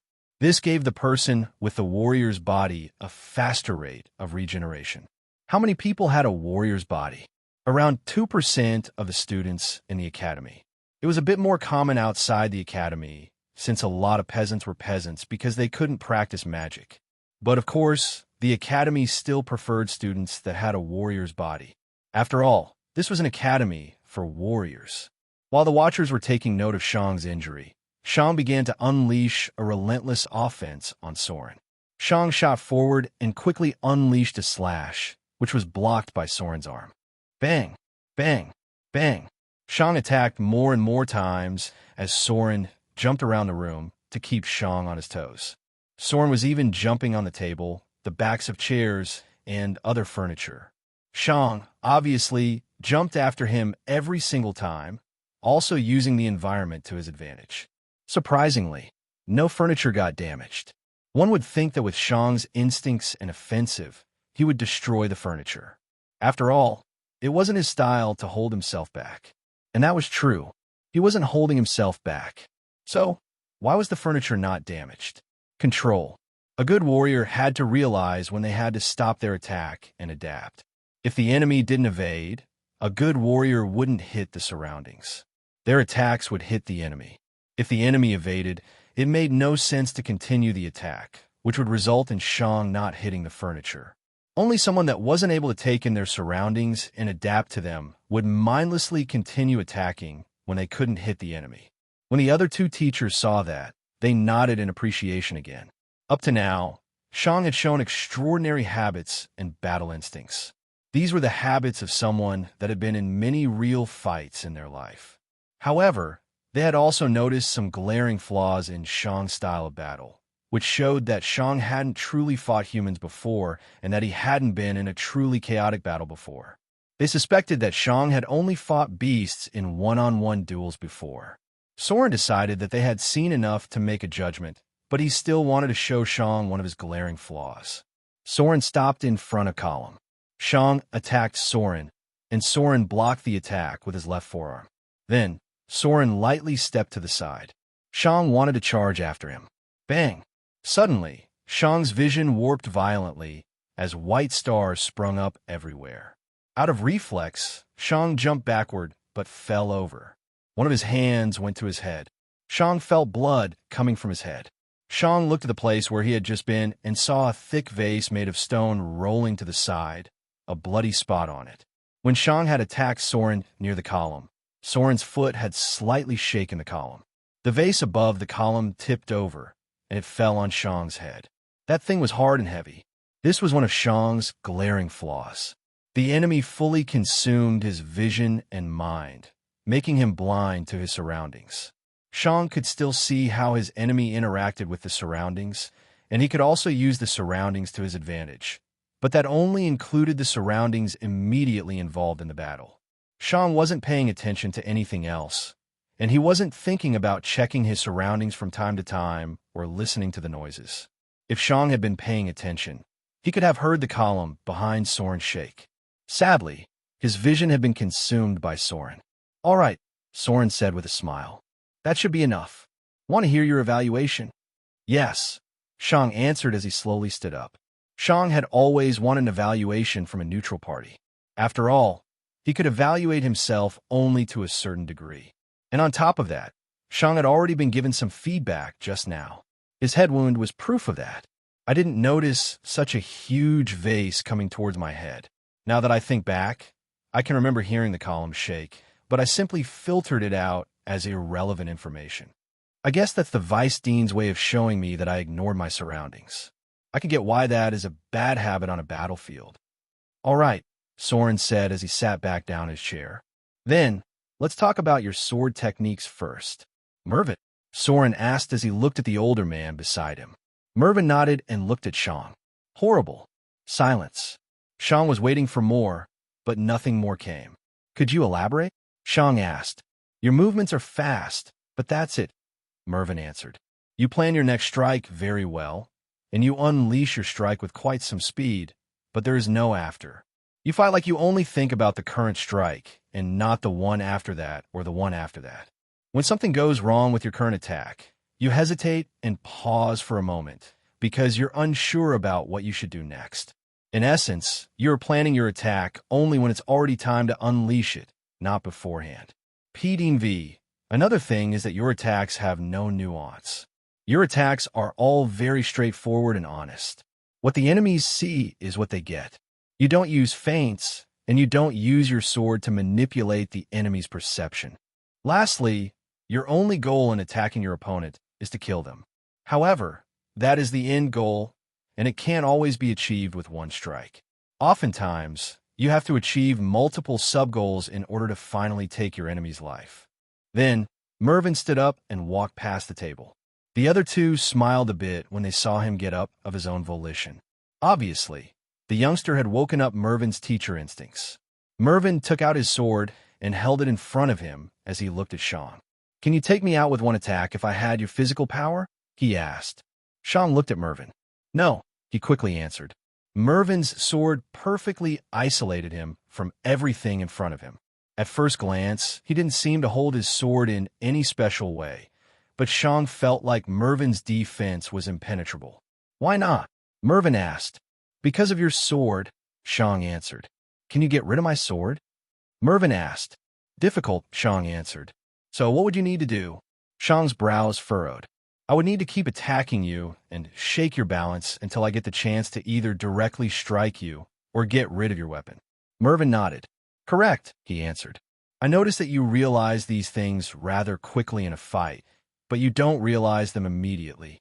You first have to try something before you know that it doesn't work. You are essentially a beast in your fighting style, Mervin said as he put his sword away again and went back to his chair. You are fighting honest, direct, and without a plan, just like a beast.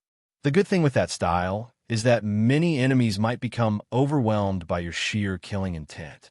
After all, your attacks very directly show that you are there to kill them and that you are not messing around. However, that style only works on inexperienced soldiers. Someone that can actually keep their calm in a battle will be your downfall. They will notice your very simple attacks and goals, and they will lead the battle into a losing direction for you. Imagine you attack your enemy, and they block. Then they attack and you block. Then you attack again, and they block. And then they attack. Suddenly, you are with your back to a wall, and blocking from your current position is difficult. You would much rather evade. However, you can't evade due to the wall. Without planning and without paying attention to the surroundings, something like that can happen to you, Mervin said.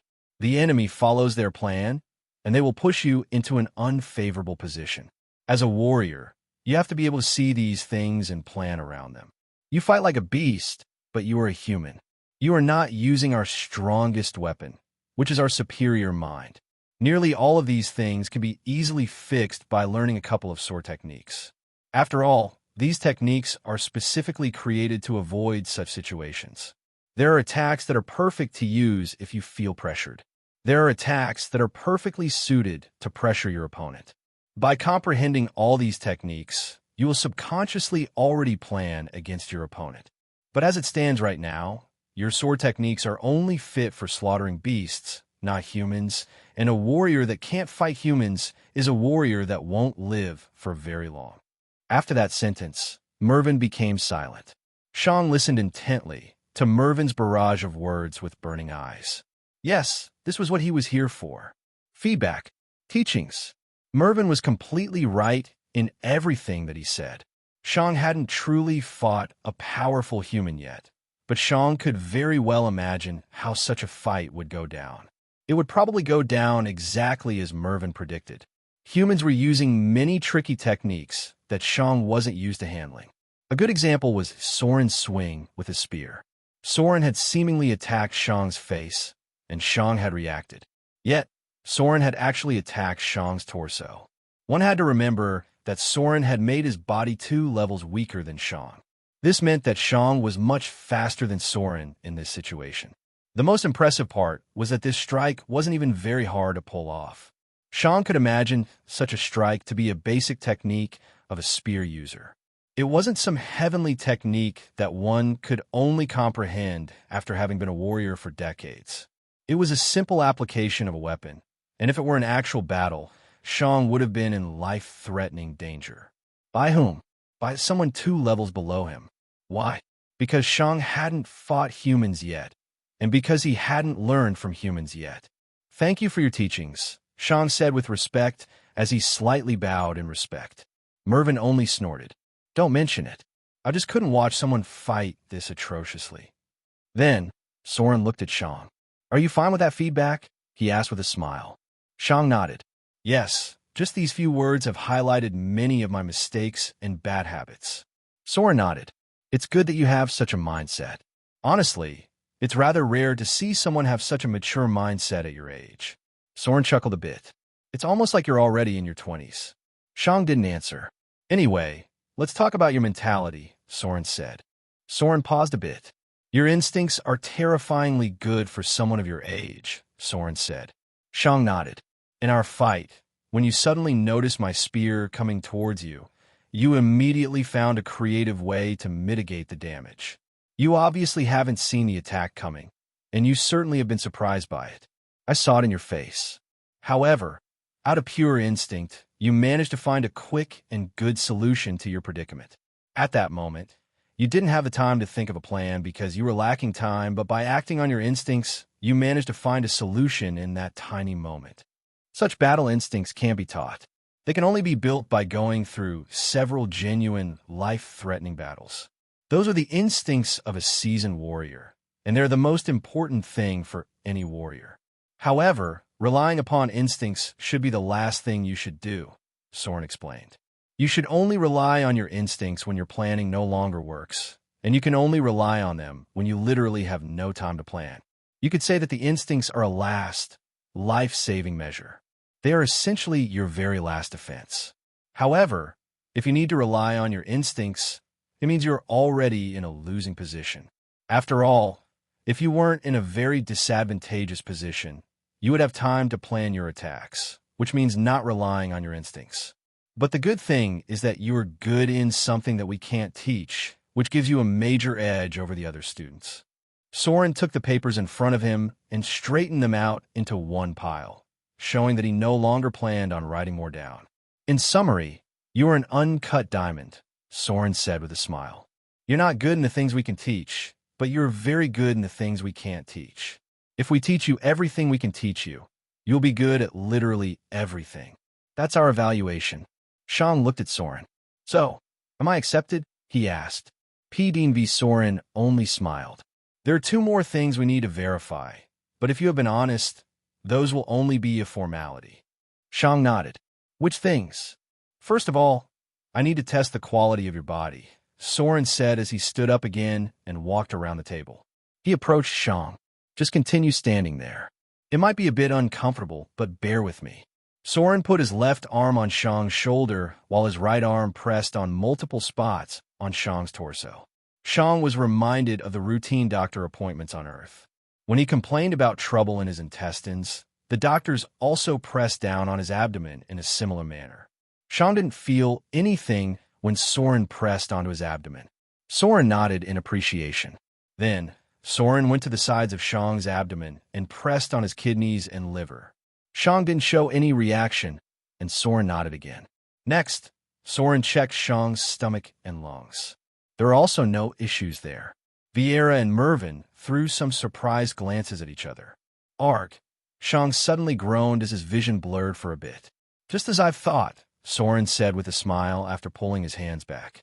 This basically confirms your claims. What do you mean? Shang asked. About how you managed to train your body to such a powerful stage at such a young age, Soren answered. It's hard to fathom, but the proof stands right in front of me.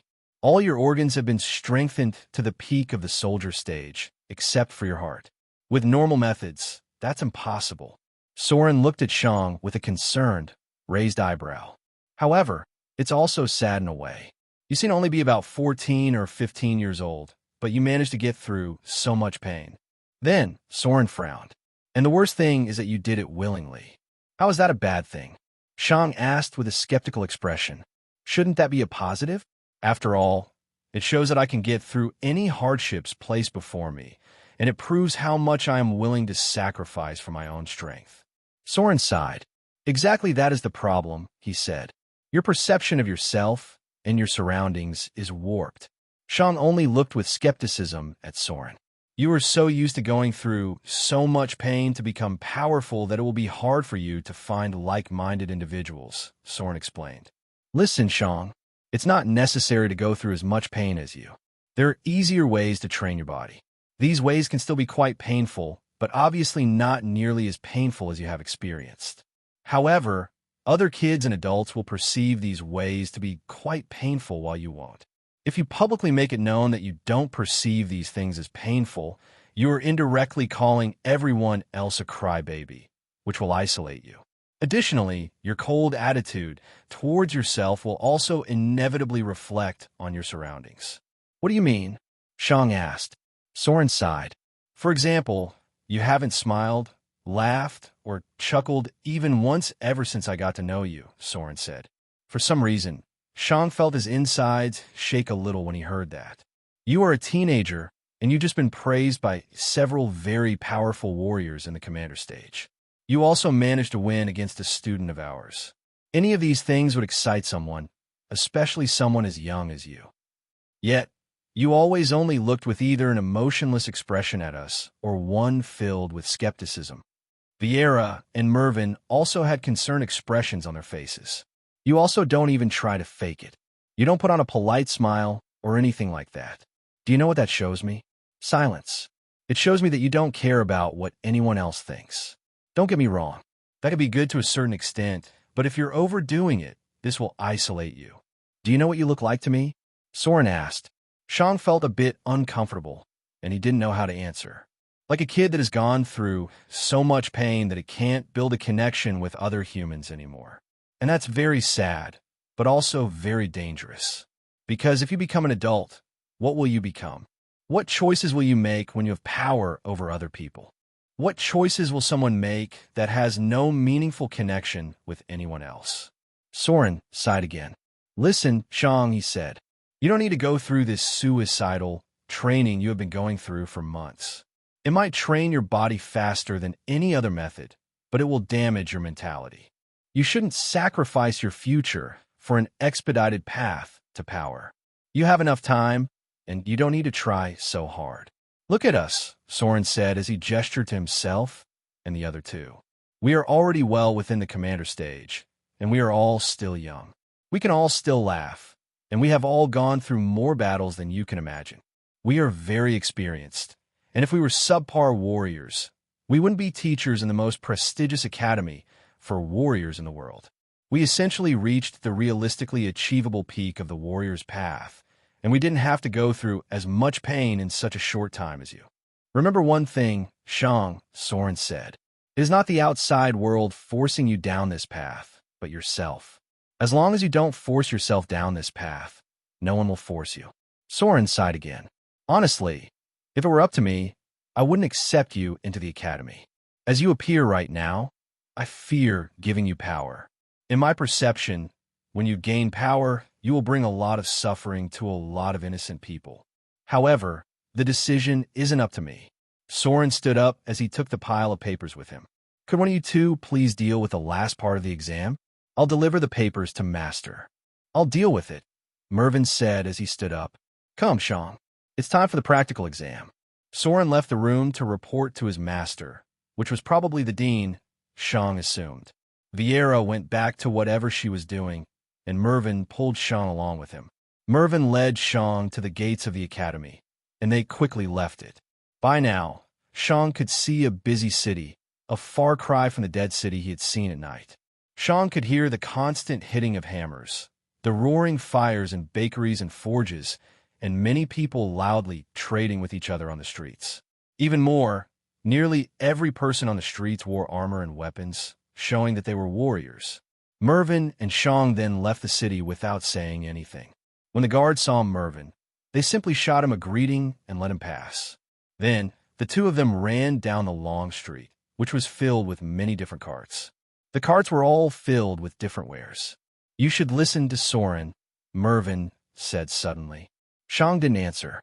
Ever since Soren had said that Shang hadn't smiled even once, Shang had fallen into thought. He still remembered his time on Earth. Back then, he had been a very extroverted and outgoing person. He had enjoyed smiling and being amongst others. Shang had also smiled quite a bit when he had been in this world. His interactions with the villagers of Kaldu village had felt natural. Shang had smiled politely, and he had laughed with them a little bit. When had all of this stopped? When had he stopped smiling? It wasn't hard to find the moment. It was when Shang had killed the beggars, and when he had decided to kill off his old persona. He didn't remember his old name anymore, and he also didn't care. He no longer was this person. Yet, was Shang truly the person he wanted to be? I don't know, Shang said. It's a lot to think about. That's a good thing, Mervyn said. If your feelings have been thrown out of equilibrium by Soren's words, it means there is still hope for you. Listen, being more open and less self-destructive isn't only a good thing for the people around you, but also for you. It makes it far easier to interact with the world, and you'll find your way forward easier. People generally don't want to help someone they feel is dangerous or apathetic.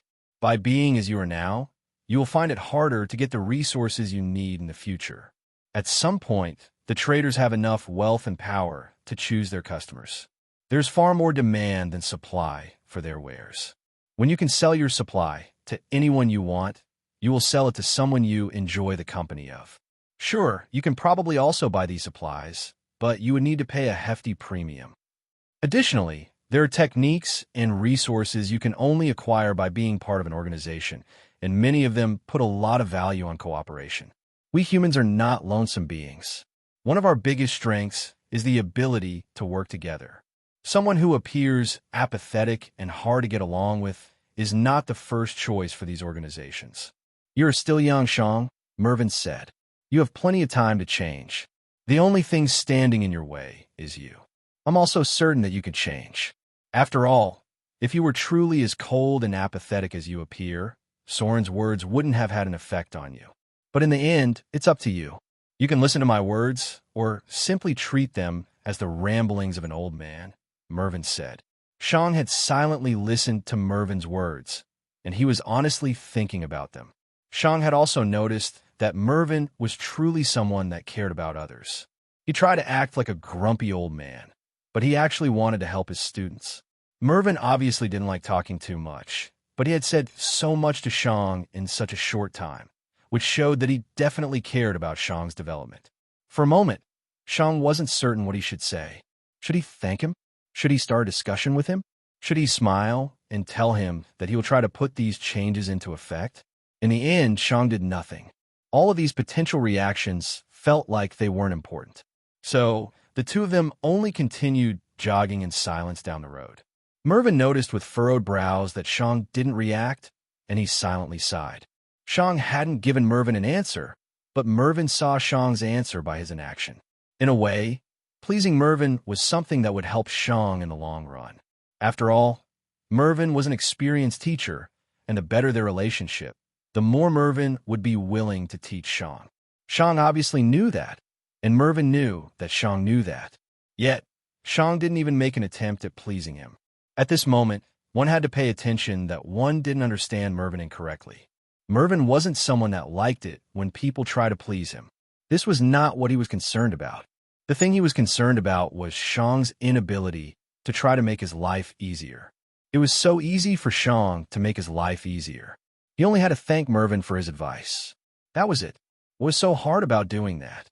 It was simply a mere formality. Yet, Shang didn't say anything. UST going through this tiny formality could make his life so much easier, but he didn't even do that. It was like Shang was actively trying to make his own life harder and trying to make himself unlikable on purpose.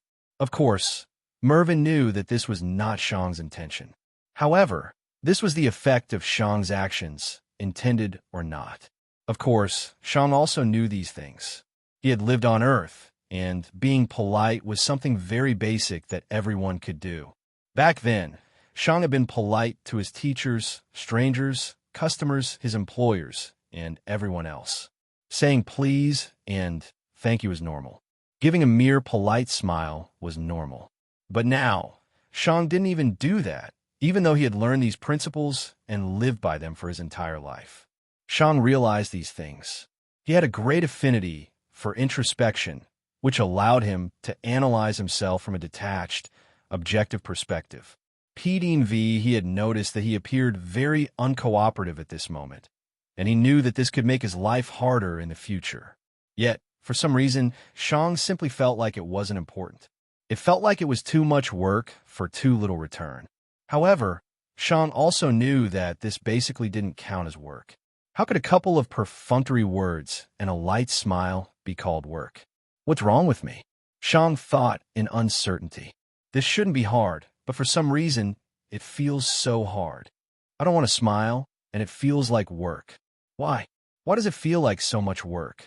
"We're here," Mervyn said as he stopped. Shang had been occupied with his thoughts, and he hadn't noticed where they had gone to. At the moment, Shang stood in front of the wild forest.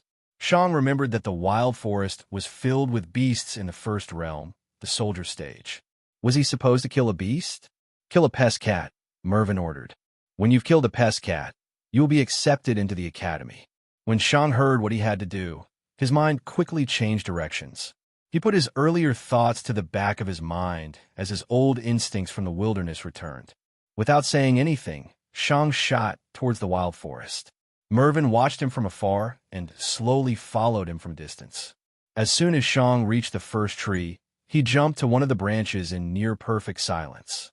Then, he simply jumped from branch to branch with practiced ease. Shang looked at the ground of the forest for the entire time, while always quickly checking the tree he would jump to next. Shang hadn't even realized that Mervin had essentially made it harder for Shang than necessary. Pest cats were only active at night. Right now, it was morning and the sun was already shining down from above. This meant that the pest cats were hiding inside their nests, which were nearly impossible to find for someone that didn't know about the pest cat's habits. When Mervin saw the methodical method at which Shang was searching for the pest cats, he sighed. He wanted to teach Shang a lesson. Shang had acted in a self-destructive way by not at least pretending to be polite, and Mervin wanted to make it a bit harder for Shang as a lesson. Action and consequence. Shang wanted to make his life harder? Sure, Mervin would comply and make it a bit harder. However, Mervin had underestimated Shang. Shang had been living in the wilderness for over half a year, and he had been forced to learn the habits of the beasts around him. After all, if he didn't, a pest cat might have jumped out at him from its nest if he didn't notice it prior to that. Pest cats might only be active and hunt at night, but if some prey decided to directly stroll right past its home, it wouldn't decline the meal. After a couple of minutes of jumping from tree to tree, Shang noticed some dried drops of blood on the ground. Pest cats hunted every single night because they needed a lot of food to produce offspring. Pest cats were famous for their astounding ability to reproduce quickly. When pest cats hunted at night, they carried their prey to their burrow to consume it over the day. The pest cats had an impressively fast metabolism, and their stomachs were very efficient in digesting food. However, there was still only so much pest cats could eat at once, and they often hunted rather big prey. Because of that, they had to eat their prey over half a day, one stomach load at a time. After around a minute of following the trail, Shang found an area with light scratch marks and some dried blood here and there. Shang looked over, and he saw a small but wide hole below a tree. The hole looked like an enlarged version of a mailbox's slit, thin and wide. Due to their form, pest cats could make themselves very small while still being able to move very quickly. When Shang found the small hole, he looked at the tree from all sides. Sure enough, there was another slit on its other side. Shang didn't climb onto the tree above the two slits since the pest cat would be able to feel the vibrations. Then, from the other tree, Shang readied himself. Shing! Shang threw his sword towards the entrance of one of the slits. His sword hit the ground in front of the slit and vibrated. Shang looked at the other slit and readied himself. Bang! Suddenly, Shang heard a commotion from the other slit, and he looked over with some surprise. The pest cat had jumped out of the first slit and had attacked the space above the sword, which was something Shang had not expected. However, Shang quickly adapted and shot toward the pest cat by pushing himself off the tree with all his power. The tree creaked under the power of Shang's legs, and Shang shot with incredible speed right at the pest cat. The pest cat was still confused about why there was no enemy in front of it, but it was already too late.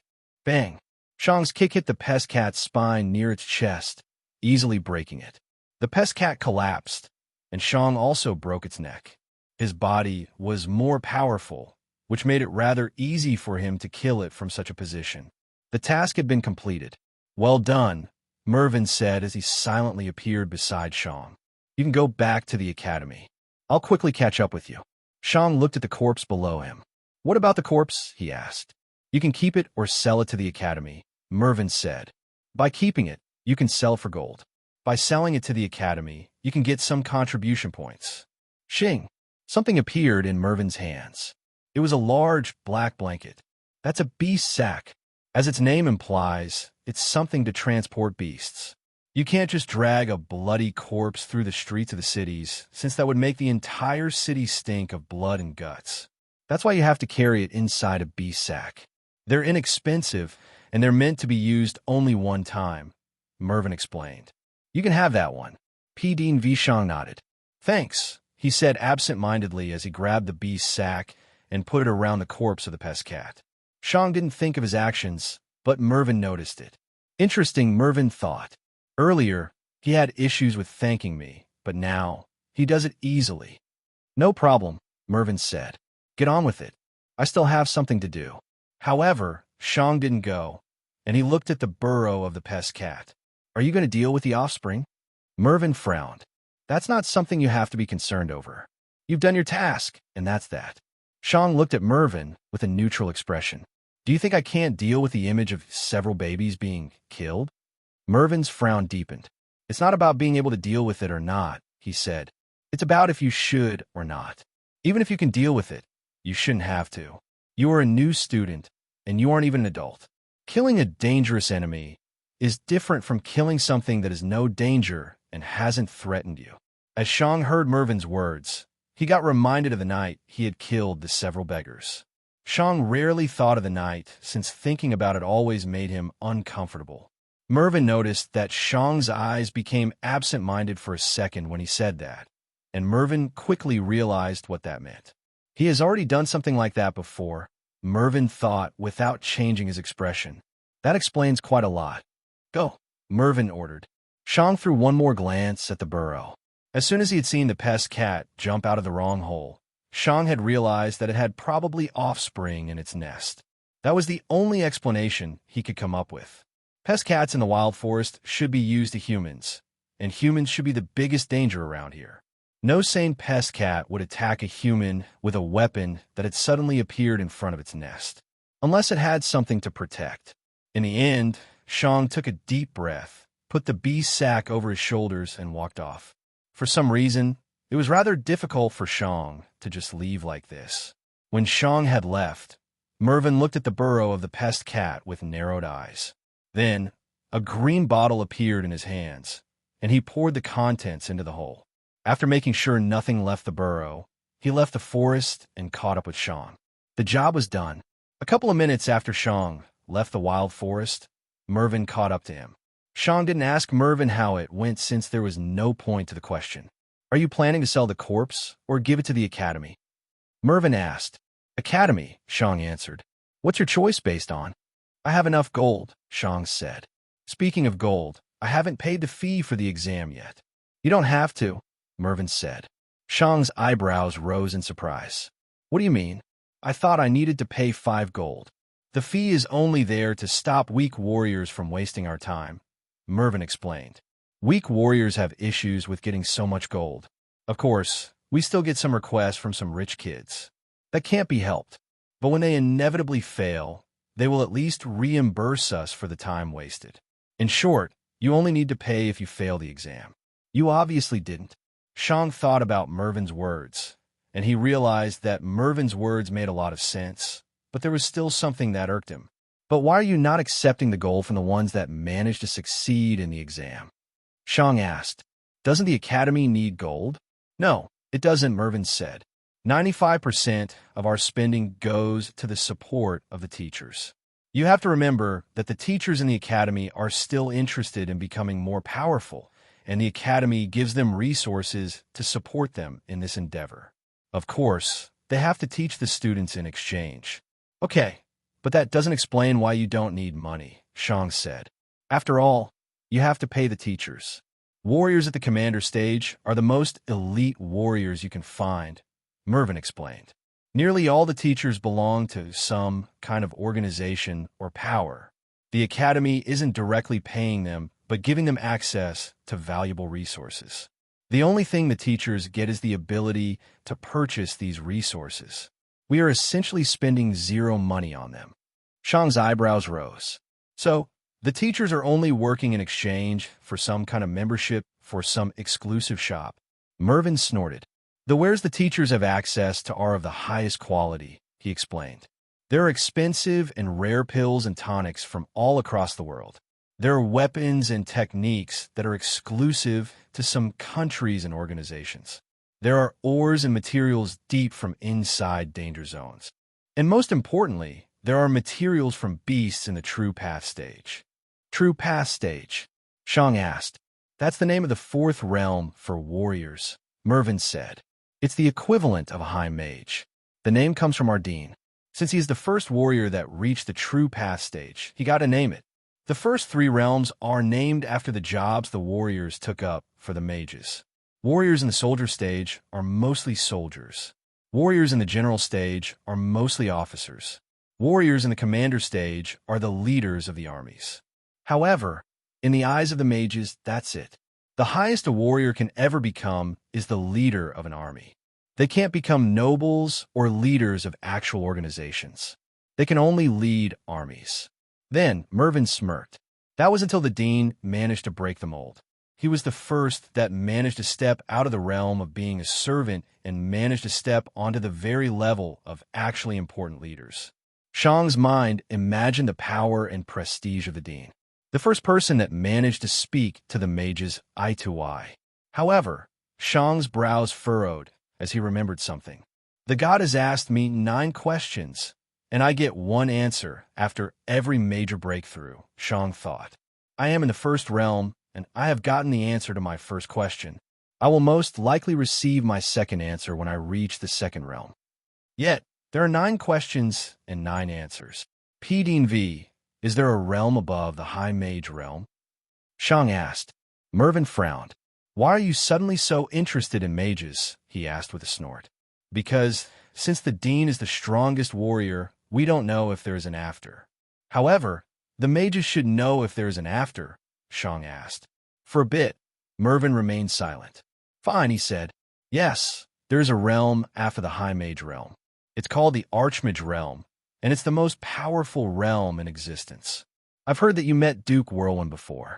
Duke Whirlwind is a high mage, and he is the ruler over 3 zones, the Ice Wyvern Zone, the Storm Eagle Zone, and the Empress Cobra Zone. The Whirlwind Duchy is theoretically an autonomous duchy, but it unofficially belongs to the Sky Thunder Kingdom. The king of the Sky Thunder Kingdom is an Archmage, Mervyn explained. Shang's mind quickly went to the most logical question. Are there also emperors? He asked. No, Mervyn answered. In order to be crowned an emperor, someone would need to reach an even higher realm.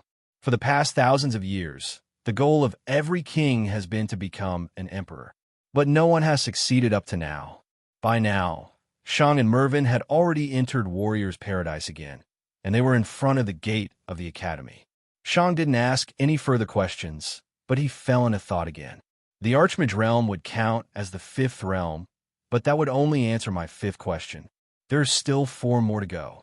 Shang, through a covert, looked to Mervyn. That's probably the extent of what he knows. I don't know why, but not even a warrior at the commander stage knows what's beyond the 5th realm. I'm unsure if Duke Whirlwind knows about the realm beyond the Archmage realm, but for now, I should assume that everyone believes that the Archmages are the most powerful mages in existence. But one thing is certain, there are at least 8 realms to being a mage. I'm not sure if there are truly 9, or if the last question was simply a Hail Mary from the god to get me to reach a place no one has been in before. However, one thing is certain. There are at least 3 more realms after the Archmage realm. Yet, funnily enough, the strongest warrior in the world is the Dean. I don't believe that the god has lied to me about that.